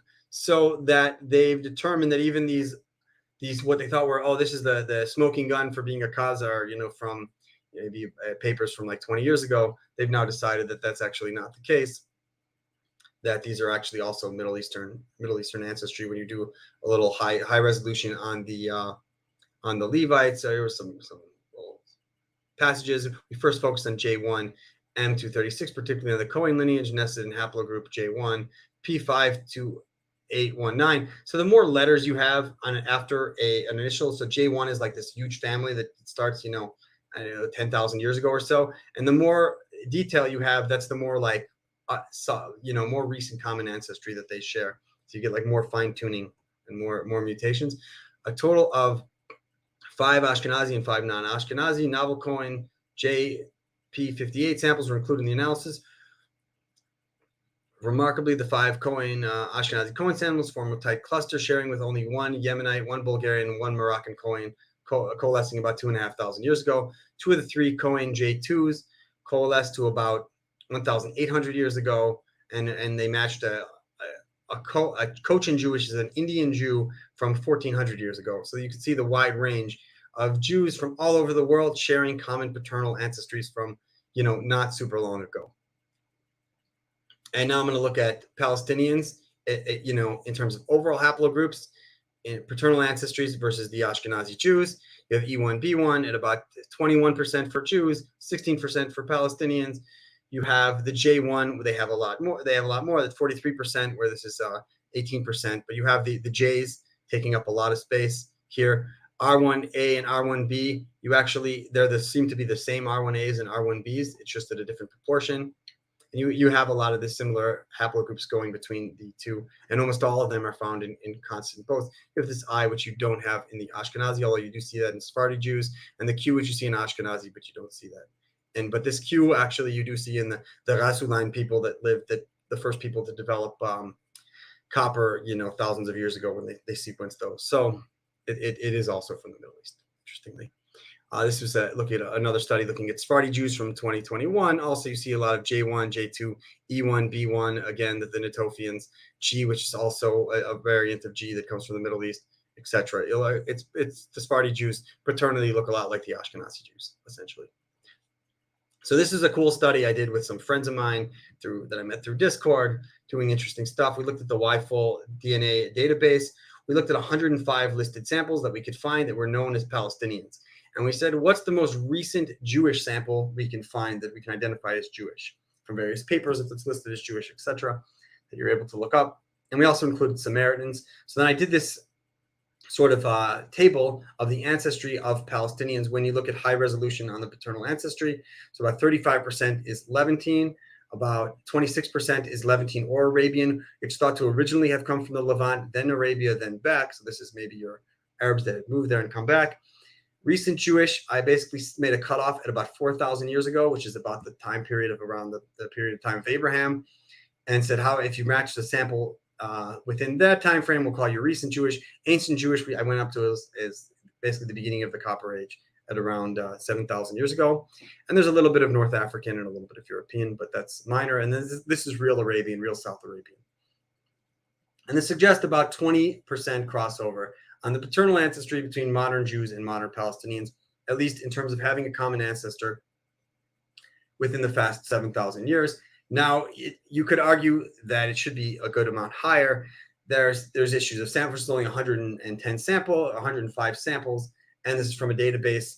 Some of these studies are going on in universities, so you're looking at a certain class group within Palestinians. Some would argue if you went to more poor villages, some of the Falachin, the peasants, the Jewish population may go up. I would not imagine it would become a majority. I think that's unrealistic in terms of the paternal ancestry.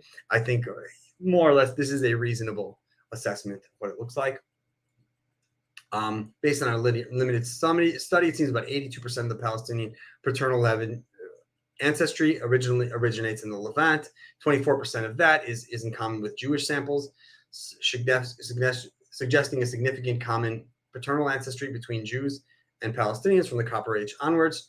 And we obviously, my caveat is I take with a grain of salt, there's a limited sample size, et cetera, et cetera. Another way to look at this is to go back to what I said about kinship lore, and the largest group being this 35%. This could be like the Levantine Arabs, the people who say they're descendants of Adnan, the Kedarites, basically the Arabs who were from the Levant and never left. The returning Arabids, the Azid clans, the Ghassanides, etc., that were Nabataeans who settled in Arabia and then returned, and then real South Arabians as a smaller group, and then those who have Jewish or Israelite origin or Samaritan origin, which you have some Palestinians that claim that, and obviously people who've done sort of anthropological studies looking at cultural customs amongst Palestinians, and they're like there's a lot of things that are very reminiscent to Jewish customs within Palestinian culture. Obviously, there's a reason for that. And even if there's 20% of all of their ancestors are Jewish, what percentage, what percentage of Palestinians have some Jewish ancestor? That population then becomes quite large if you look at it that way, right? So that I would say this is a pretty matching assessment to the kinship lore, at least assessment. And so that's paternal ancestry. Now let's talk about maternal ancestry. There was a cool study, Bahar 2008, looking at maternal ancestry. This is of Jewish populations. This is sort of southern. This is like Levant populations, maybe some Southern Europe. Some of them are debatable, but predominantly Levant populations. This is African populations, the pink, and this is like populations in India, interestingly. So, for example, the light blues, this is maternal ancestry of Ashkenazi Jews. So maybe I'll read a little bit of this, give me some focus. Unlike with paternal ancestry among Jewish groups, in many cases, the data suggests that maternal ancestry of Jewish groups is largely found to have come from local populations as opposed to a common source from the ancient Levant. However, in most groups, a small number of founding maternal lineages can be found to make up a large portion of the population group, and many of these seem to have Levantine origins. So, for example, the majority of maternal ancestry, this is your mother, coming from mitochondrial DNA, this DNA that's not in the nucleus that comes in with the ovary and then into the baby and into you. And so your maternal ancestry among Ashkenazi Jews, this four of these make up about 40%, at least in this study. And then these are other clusters that are the largest. At least, each one of these has to be like at least 5% or so, I think, of the population. And this is Ashkenazi Jews. These are Sephardi Jews. These blues is another Sephardi sample. The reds are Yemenite. So like 3 of the 4 founding lineages of Yemenite Jews are Levantine and 1 is African. It's the reverse of Ethiopian Jews, where 1 is Levantine and 4 are African. So they have Ethiopians have a lot of African maternal ancestry in significant amounts. And this is in the Beni Israel groups. These are the Indian Jews, and there's a minority of them have maternal ancestries from the Levant, and the majority seem to have maternal ancestries coming from the Indian subcontinent. Right. Similar study was done on non-Ashkenazi Jewish populations. I was able to look at this study and download from they have like additional data, some nice Excel sheets that had a bunch of other populations, including Palestinian populations, which I found very interesting. So when I looked at those 110 Palestinian samples that were listed, they fell into 40 different haplotypes. 6 of them were found at a proportion greater than 5%. So there were, you could say, 6 in the same standards, 6 major founding lineages. All of these 6 founding were considered founding Jewish lineages in the previous page, with the caveat that in the Jewish samples, they're to a greater resolution. For example, this is in the Yemenite Jews, ROA1C, and here this is just ROA. So they did the Jewish samples at a higher resolution. So this is going to need a little more work to determine. However, when you look at all of this, I think it's around 88% of the population were matched Jewish samples of the 110 samples. And this is where you look at what ancestry these have. This is non-Jewish, and this had in common with Mountain Jews, and actually there were several Jewish groups that matched this. But I just picked the first one that I saw on the list. Mountain Jews, Persian Jews, Sephardi Jews, Ashkenazi Jews, Ethiopian, Yemenite, Indian Jews, North African Jews, Iraqi Jews. Like it's uncanny the amount of common maternal ancestry you found between the Palestinian samples and the Jewish samples. I don't know to what age. I didn't, it needs to go into some more detail to find exactly how many years ago that is in common, but it's pretty stark, I would say, and a pretty cool indicator. Here was another paper looking at maternal ancestries, not work that I did, but this is just this is an actual paper from 2013. This is the overall maternal haplotypes of the Levant populations, and it shows that the Levant populations are significantly different on the maternal ancestry from Egyptians or Saudis or other populations or Europeans or Yemenites.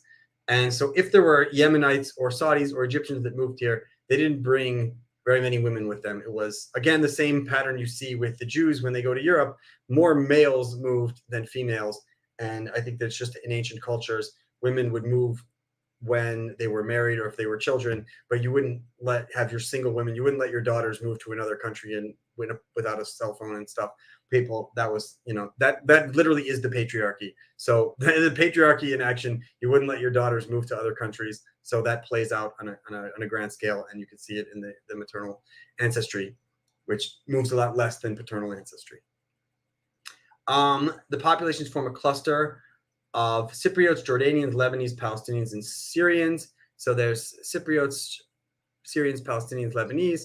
This is sort of the cluster of maternal ancestries, and very far away from Egyptians and Yemenis and Saudis. So it's not them. They're closer related to a maternal ancestry to Europeans than they are to like Southern Arabians. So they definitely, if Southern Arabians came here, they didn't bring any women, they married local women. So Palestinians may have a lot of Jewish maternal ancestry, just don't tell Chabad. Maybe they'll try to go to Ramallah and put tefillin on all of them. I think that would get complex and maybe not the best idea. So now we're going to go back to our original questions. Are both people indigenous? So does the genetic evidence support this? I would say yes. Both Jews and Palestinians seem to have a significant portion of their ancestry coming from the southern Levant region. They share a significant portion of ancestry with DNA samples found in the region from 3,000 years ago. They likely share a significant amount of overall genetic ancestry with each other from the Bronze Age. The majority of both Jewish and Palestinian paternal lineages are Levantine. This percentage can vary among different Jewish groups, but a clear majority amongst the largest Jewish groups, the Ashkenazi, the Sephardi, and Mizrahi, Their paternal ancestry is largely Middle Eastern and similar to that of the Palestinians. The data suggests that Jews and Palestinians share common Levantine paternal ancestries, go back primarily back to the Stone Age, over 7,000 years ago, as well as a minority of more recent founding lineages. And the paternal ancestry, Palestinians and Jews share a significant amount of Levantine maternal lineages. Pending further research to determine exactly what date they're in common, the majority of Palestinian maternal ancestry is from the Levant. And whereas the various different Jewish groups, it often can vary, and often a significant portion of that maternal ancestry comes from local populations. So we have the same fathers, but different mothers, which is interesting because in Jewish groups, it's often thought that you're Jewish because your mother's Jewish, but in fact, we share the similar paternal ancestry. And more women had converted than men. You also, in order to convert to Judaism, you need to get circumcised. So it's probably sort of a barrier for people who are considering becoming Jewish. If you're an adult male, that might, especially prior to anesthetic and antiseptic, that might freak you out. So that makes a little bit of sense. So this is the big picture. This is what I'm trying to say here in this presentation. You have share common Stone Age origins from the southern Levant and North Mesopotamia. The Natufians, basically, the native people, the original natives, the Stone Age people of the southern Levant. The immigrating North Mesopotamians, the Abraham and his followers of sorts, create the proto-southern Levantine populations, which then split into the Hebrews and the Arabs. The Hebrews are the Judahites and the Israelites. And as well as the Moabites, Edomites, and Ammonites, and the Arabs call themselves the Ishmaelites. The Kedarites and the Nabataeans is the largest groups. And so the primary ancestry, the paternal ancestry of the Jews and the Samaritans is coming from the Judahites and Israelites. That's my assessment. The primary paternal ancestry of the Palestinians will come from the Ishmaelites. The Moabites, Edomites, and Ammonites are no longer existing as a people. And historically speaking, many of them adopted Judaism under the Hasmoneans, and probably a lot of them are filtered into the Palestinians and as well as to the Jews. And you have some of the early Jewish Christians who adopted Islam, the Ebionites. So you have some gene flow going between the Judahites to the Palestinian Arabs, as well as Arabs who became Jewish when John Hyrcanus conquered Gaza, etc. Some of the Negev, and converted some of them to Judaism, etc. And even the Mishnah talks about ethnic Arabs becoming Jewish. It's only in the advent of Islam where the idea is you could not be ethnically Arab and ethnically Jewish, and they went back to the kinship narratives where Jews are Israelites and Arabs are Ishmaelites, and that's sort of the modern framework of how both people see each other. But that hadn't always been, and sort of maybe 2,000 years ago, it was a thing. You could be an Arab Jew, whereas today that's taboo. Right. So why are both people indigenous? Are they living descendants of pre-invasion inhabitants of lands now dominated by others? Yes, both Jews and Palestinians have roots in the region going back thousands of years, and at various different times they were pre-invasion inhabitants that were dominated by others. Now the Jews are more dominating the Arabs in at least in Israel or Israel proper, etc. But they've both taken turns in terms of which as being the dominant group or subdominant group. Are they culturally distinct groups that find themselves engulfed by other settler societies born of empire and conquest? Yes, both groups have suffered domination and persecution by outside powers, including many significant events of ethnic cleansing in this land and the Jews even in other lands. Why is it important? Why do we care if people are indigenous? So starting around the 1990s, the Palestinians started claiming that they're indigenous because they were indigenous population. That whole term became popular, and they were displaced by the Jewish settlements, and they're now a minority in the state of Israel. The Jews have said, no, we're indigenous. What are you talking about? We have historic ties going back to the beginning of to Abraham, Isaac, and Jacob, etc., and King David and all that good stuff. So they said, no way, we're the indigenous people. And in 2007, around the same time as the UN Declaration of the Rights of Indigenous People happened, the Negev Bedouin were recognized as indigenous people of Israel by the United Nations. Both sides were not happy about this. This was criticized by both sides. Was that the Bedouins, the Israelis said the Bedouins aren't indigenous, they're nomads, they're from nowhere. And then the Palestinians say that why are just they indigenous? Why aren't I indigenous? You're just fetishizing nomadic cultures. You just think they're indigenous because they're like, primitive and stuff. And that's, Orientalist or what have you.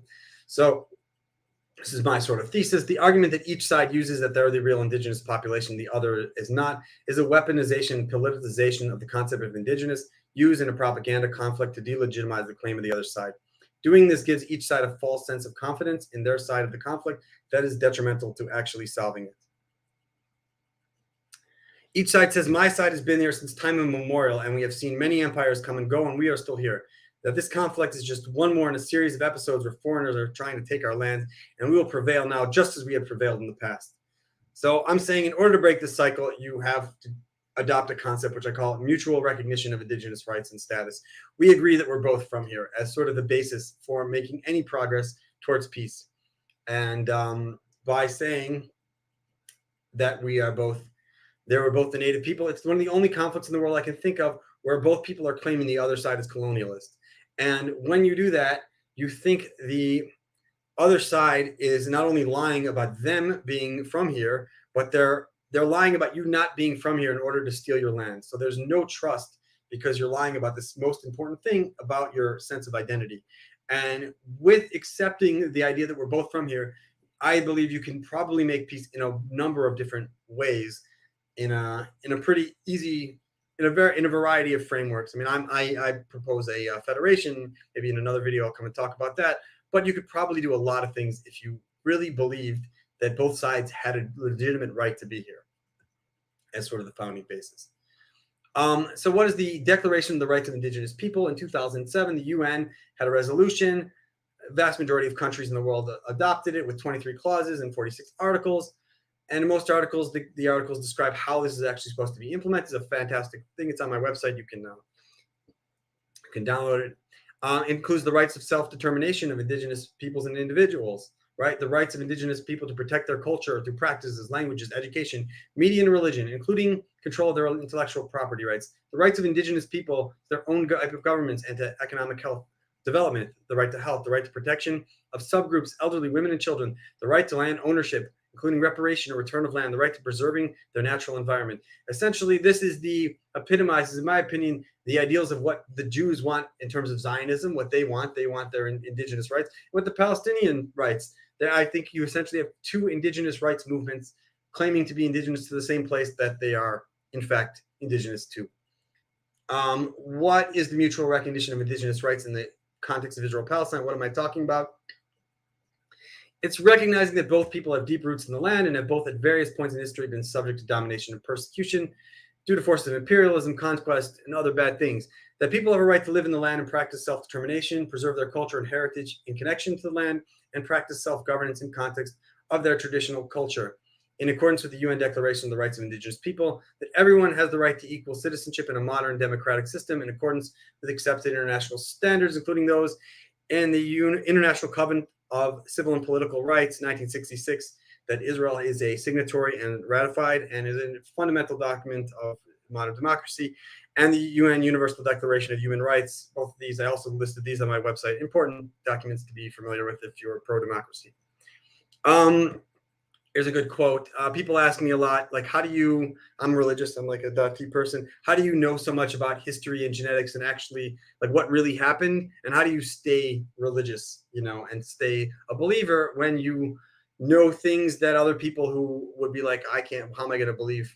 How am I going to believe if, if I know we're not all literally descendants of Abraham, or it wasn't 600,000 Jews left Egypt, maybe it was a few thousand, or if I was Muslim, if the original holy site was really Jerusalem and they only later moved it to Mecca, if you know things that are contradictory to the standard accepted wisdom.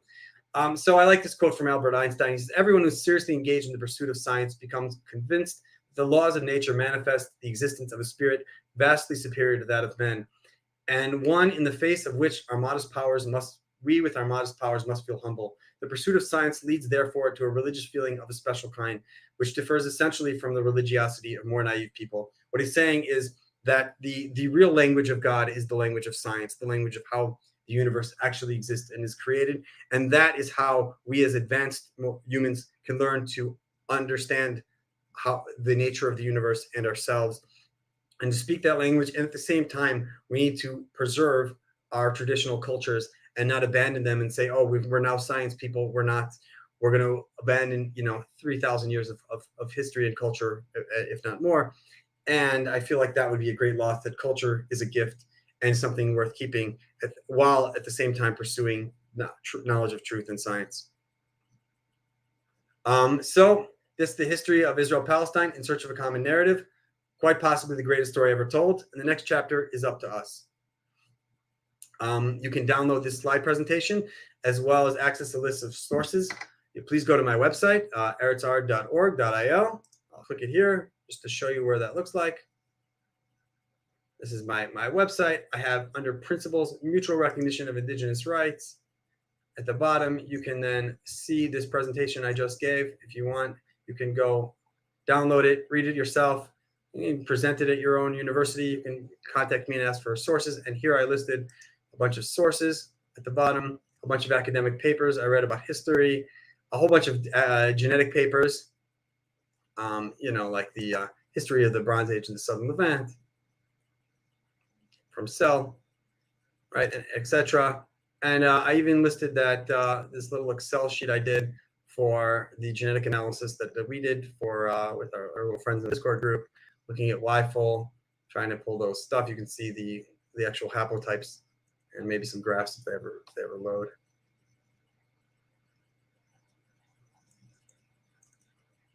Okay. But you get the idea. And yeah, that is my presentation.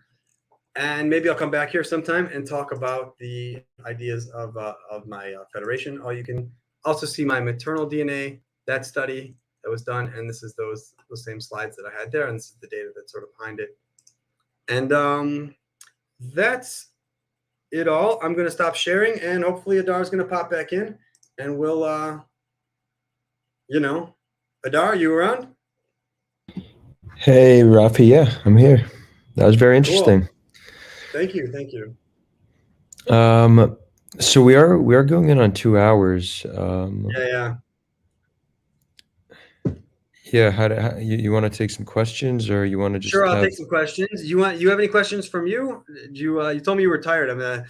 I went long. I know I was thinking of splitting it into 2, but I figured it was so long to get organized to do the first one. I figured might as well just.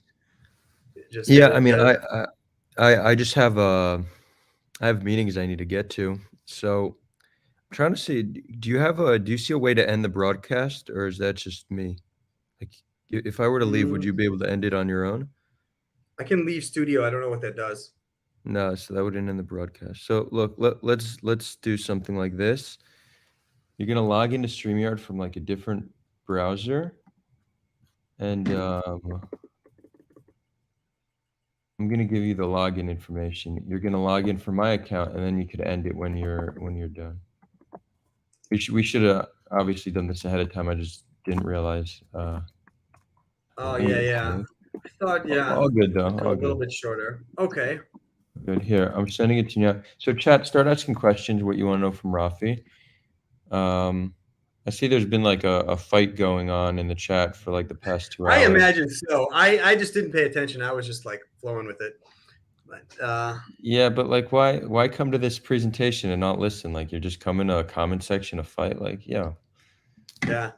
Somebody asked me if in both people are indigenous, how can ethnic partition be a solution? And whether in many or 2 states, this seems like an unjustified and faulty paradigm. Question for Rafi. Yeah, my personal proposal was actually for one state of a federation of a multi-state federation, like pretty much what you're suggesting here. So that's what I do think. I think that though it's such an important concept, the idea of recognizing each other as natives, that if you don't think that that's the solution yet, start with this. Start with agreeing that you believe the other people are actually from here and listen to what they say about their own history. And when you do that, over time, you'll realize, hey, maybe we could all just get along and live here together. So that I feel like it's a stepping stone. But without that, you can't have any peace. Rafi, can you log in with the email I sent you? Yeah, let me see. Okay, what do? I go. Do I need to be in like a totally different type of browser or just in another window in this browser? You can, if you log in from the same browser, you're going to be logged into your current account. And so, Okay, look, let me see. you could log out. You know, I'll be here on the live stream until you get back, but you'll need to log in with that email. I then will get a code to my email, and I'll need to send it to you, and then you have admin rights. All And right, so I'll briefly leave the studio. okay, sounds good. You're gonna cool. Okay, what's up? What's up, chat? How's everyone doing? So let's see if we could resolve this little argument going on in chat. What's going on here? Look, I think that people need to realize that you're not going to convince the other side in a chat. Like it gives you limited amount of characters. Um, it's just hard to like fully connect with somebody in a chat environment. So it's like the people arguing in chat. Like it, it's not a good use of your time. It really isn't. I would suggest coming to these live streams to either share messages that are going to inspire others, that are going to give people hope, that are going to elevate those around you, right? You do have enough characters where you could write a message that elevates others, or come to listen. But coming to argue is just a waste of your time and energy. So um, that would be my recommendation to you. Save your mental health, save your energy for channels that are actually going to yield positive results. And arguing in the chat section of a YouTube video is not that. So keep that in mind.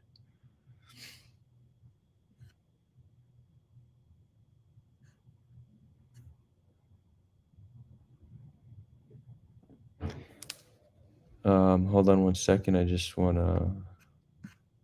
I need to get Rafi back in. Hold on real quick, guys.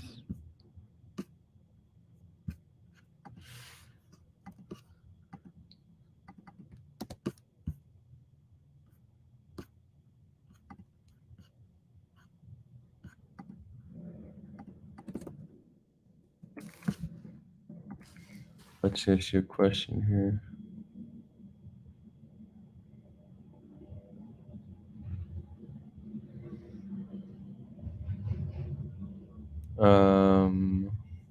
What was the question? Let's see. The J-Man historian asks, "Hey Adar, do you know about IP Confederation plan by Jose Avisar?" No, I don't think so. Feel free to share a link in the chat. I'll check it out.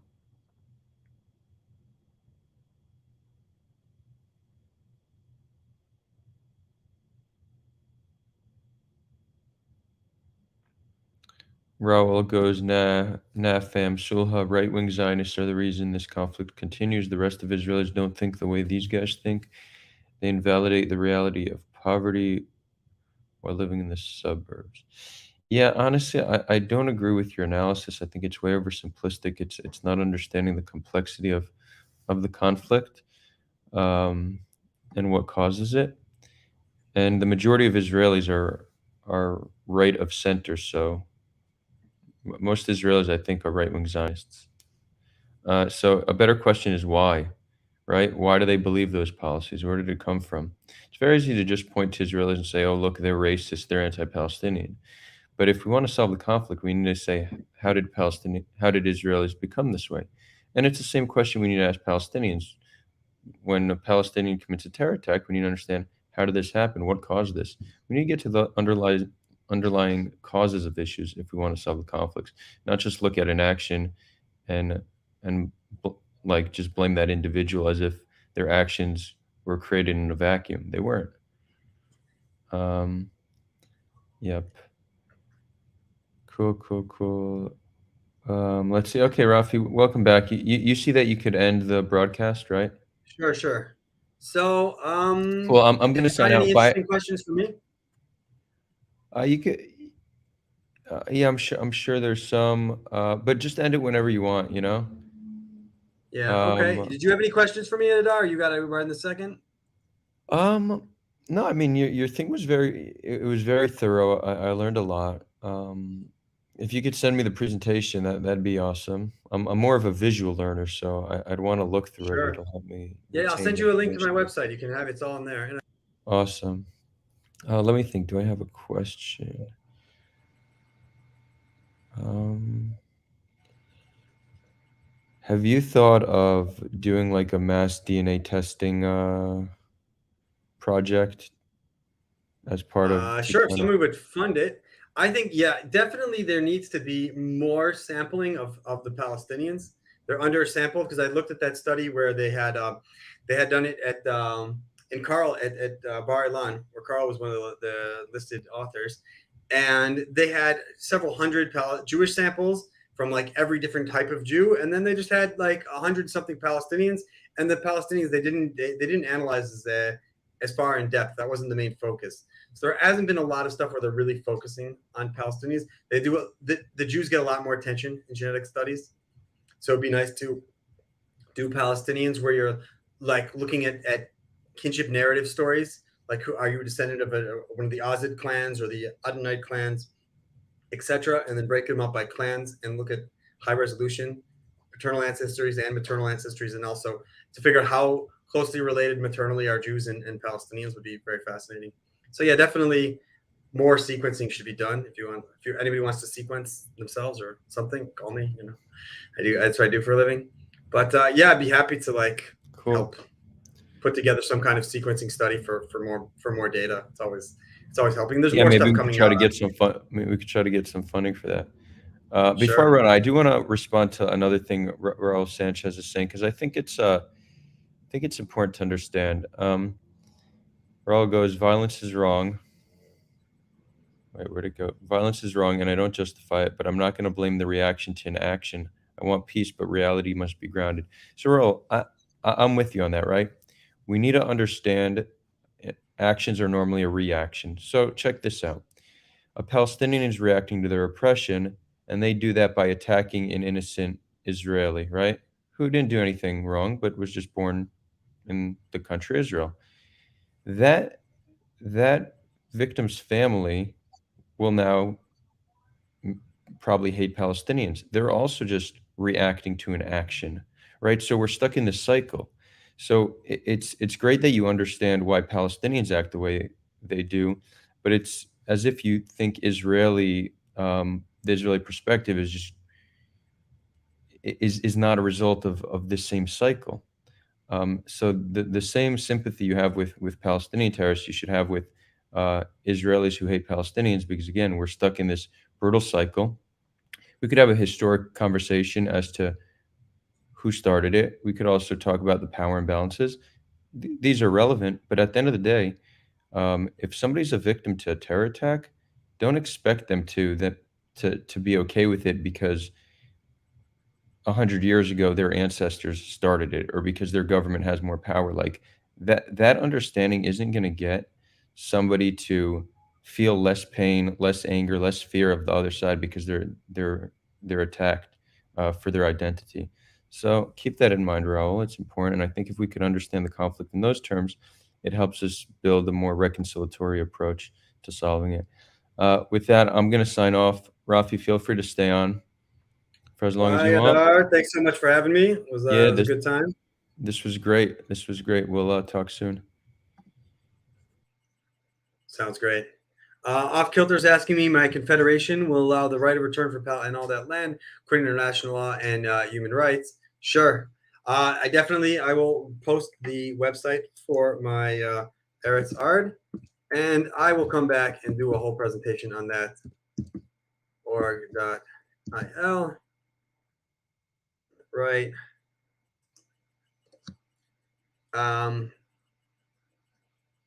Right. I posted it as Adar Weinreb and Sulha twice. I don't understand how this works. I don't know. But yeah, so you can check out my website. Definitely the plan has a plan for right of return and for following international law and references various international legal documents and stuff. And it can always be improved and developed. Not saying it's perfect, but this is a plan that I wrote with several friends. And now I have an organization called the Federal Forum, which was 4 different federation plans in Israel. Each one was sort of working. There was a Holy Land Federation and the Federation Movement and the Abrahamic Federation. And we're like, guys, come on, let's all work together and try to get people to like know what a federation is and what we're talking about. So now we're all on a team, and we don't have all the same plans. We don't agree on all the details, but we try to promote this concept together. And so in that process of doing that, I came up with this presentation because people were asking me, about the origins of Jews and Palestinians and what I mean by mutual recognition of indigenous rights. So I came up with that. Any other questions from the crowd, or should I sign off? I'll give you.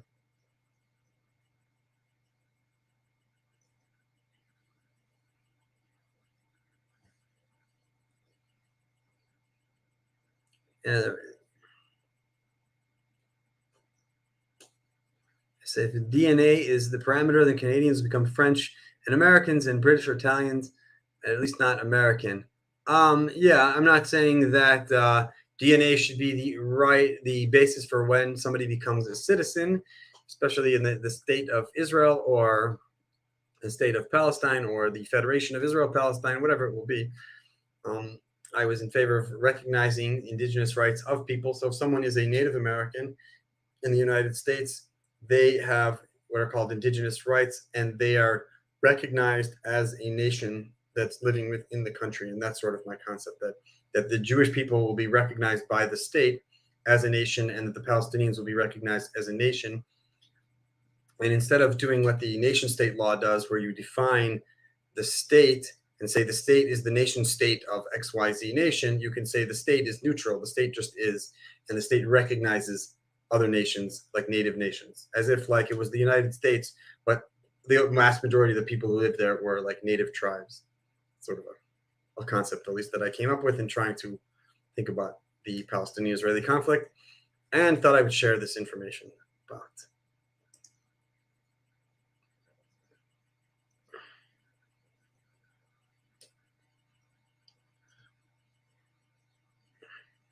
Hey, Rafi, do you think Syrians are Arabized, Arameans, Canaanites, and maybe Assyrians? I mean, again, I don't. I mean, what I don't. My point was that the idea that the 11 people are Arabized is by the people from like Saudi Arabia, from Yemen. That is historically inaccurate. That Arabic is one of the languages of the Southern Levant, and there were. Sure. I don't know. You don't really have Canaanites, like in where you think that there are Canaanites in Israel. The people that become the Israelites, the Jews, they are the descendants of the Canaanites that were in what's now Israel, Palestine, and the Moabites and Edomites. So I don't know. They were Hebrews, and you had Arabs here essentially. And the only people who still call themselves Canaanites were in Lebanon, the Phoenicians, and they were essentially speaking something very similar to Hebrew. It was mutually intelligible Hebrew. And so, yeah, there were Arameans, which were Hebrew-speaking people, and some of these people ultimately adopted the Arabic language, certainly over time. So I think Arabs came from the Hijaz. Again, no, but there are some Arabs who may have come from the Hijaz, but not the original. The oldest Arabic inscriptions are not found in the Hijaz. The mythology that Arabs all come from the Hijaz and took over the Middle East. You can find some sources on my website that discuss this in great detail, that there were, for example, there was the Lakhmide kingdom, there was the Ghassanide kingdom, long before anybody was, but long before there was a significant number of Arabs in the Hijaz. So, I mean, was Muhammad in the Hijaz particularly? That's debated historically, but but there wasn't like everyone here spoke something else, and then the Arabs came from the Hijaz and just Arabized everybody. That's sort of a mythology. I mean, when you're talking about at the time of the Byzantines, like I showed, the Ghassanide had the majority of the Levant was ruled by an Arab kingdom speaking Arabic, the Christian Arab Rassanides, and the Lakhmides had all of Western Iraq, and essentially they were the buffers, just like you have a buffer between NATO and Russia. So you had a buffer between the Byzantine Empire and the Persians, and that was essentially filled with Arabs, like, a few hundred years before Muhammad already. So there were a lot of Arabs here, essentially. That's my point. So what I'm saying Arabs are the people who had spoken Arabic originally. The Ishmaelites. These are the original Arabs, and then more people obviously in the region adopted Arabic. Yeah, like some Jews and other Arameans and what have you. One with the kingdom of Muawiyah, he's one who did Arabization, and he was not ruling the Hijaz. He was the king of Damascus, and he ruled the Levant, and he started basically making official documents having to be in Arabic as opposed to Aramaic. When it's not clear how much of the population spoke Aramaic as their daily language. I would assume not that much. You still had a lot of people who spoke Arabic. This is why Islam, develops, because they tried to translate all of sort of Christian thought, the Christian thought of the Levantine Christians who believed were non-Trinitarian, and their ideas translating that into Arabic ultimately evolves into Islam. And so, yeah, there are Arabs. And that's my point. I think when I hear some like Palestinians will say, I'm not an Arab, I'm Palestinian. I say, like, you're losing your history. They're like, you can be Palestinian and an Arab. You're definitely, they're losing all that. You're believing this sort of mythology that sort of, it's sort of the standard Islamic narrative that the Hijaz is the birthplace of the Arabs, and they then conquer the Levant, who were non-Arabs, or the Ishmaelites. And that's not exactly the case. The Levant and Western Iraq was all full of Arabs long before this story happens. And that's what's important to know, that there is Arab history here that's quite old, and it doesn't negate Jewish history. I tried to be pretty fair to Jewish history and explain it clearly in its origins in Judea and Samaria and the West Bank from 3,200 years ago starting until today. So it's quite a lot of history. So I'm not trying to discount Jewish history in favor of Arab history. I'm trying to just show what is, essentially. And I feel like that the truth will set you free, and the truth will enrich you. Is there any other questions? Yeah, the Copts are the indigenous people of Egypt, not Arabs. Correct. The Arabs are not originally from Egypt. You Arabs come to Egypt around the time of the founding of Islam. I wouldn't necessarily say. I think it was the Tamimis who were in this sort of conflict. They were a Lahmite tribe who then conquered the Levant and then moved into Egypt. But what have you, the pre-Umayyads sort of. So yeah, some sort of test where I can input my wrong and see if I have Levantine. Yeah, you can do like 23andMe and MyHeritage. There's all these stuff. You just go circle tree DNA. There's a whole bunch of DNA services that do genetic ancestry. It's pretty cool. Yeah, my business in DNA, like I deal with the universities here.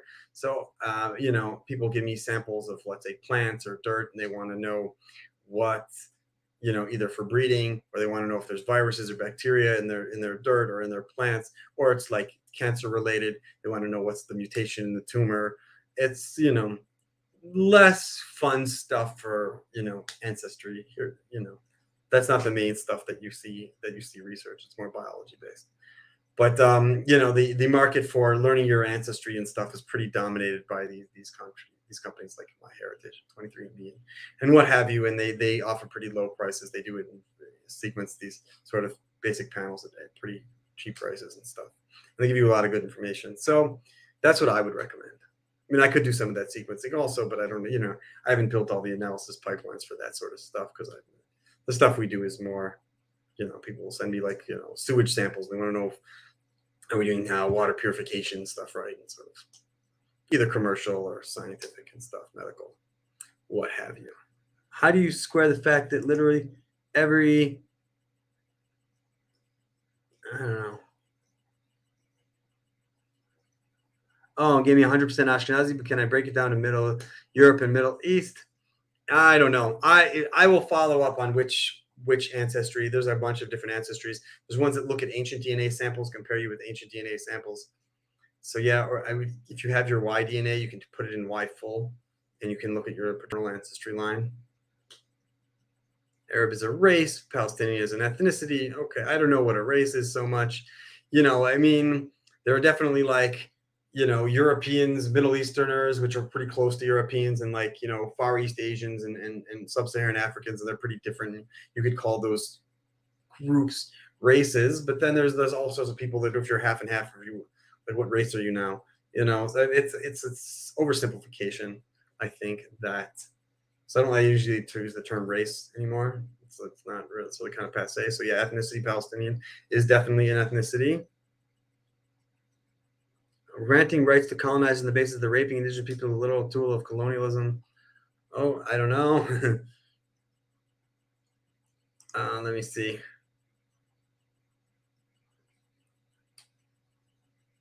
Okay, any more questions? Last call for something for me. And if not, I'll sign off. And it was a pleasure to meet all you people and to do this show for you. Have a great evening, and thanks so much for coming. Bye-bye. Peace. Laila tov. Laila sa'ide. Sabach al khair. Bye-bye, bro.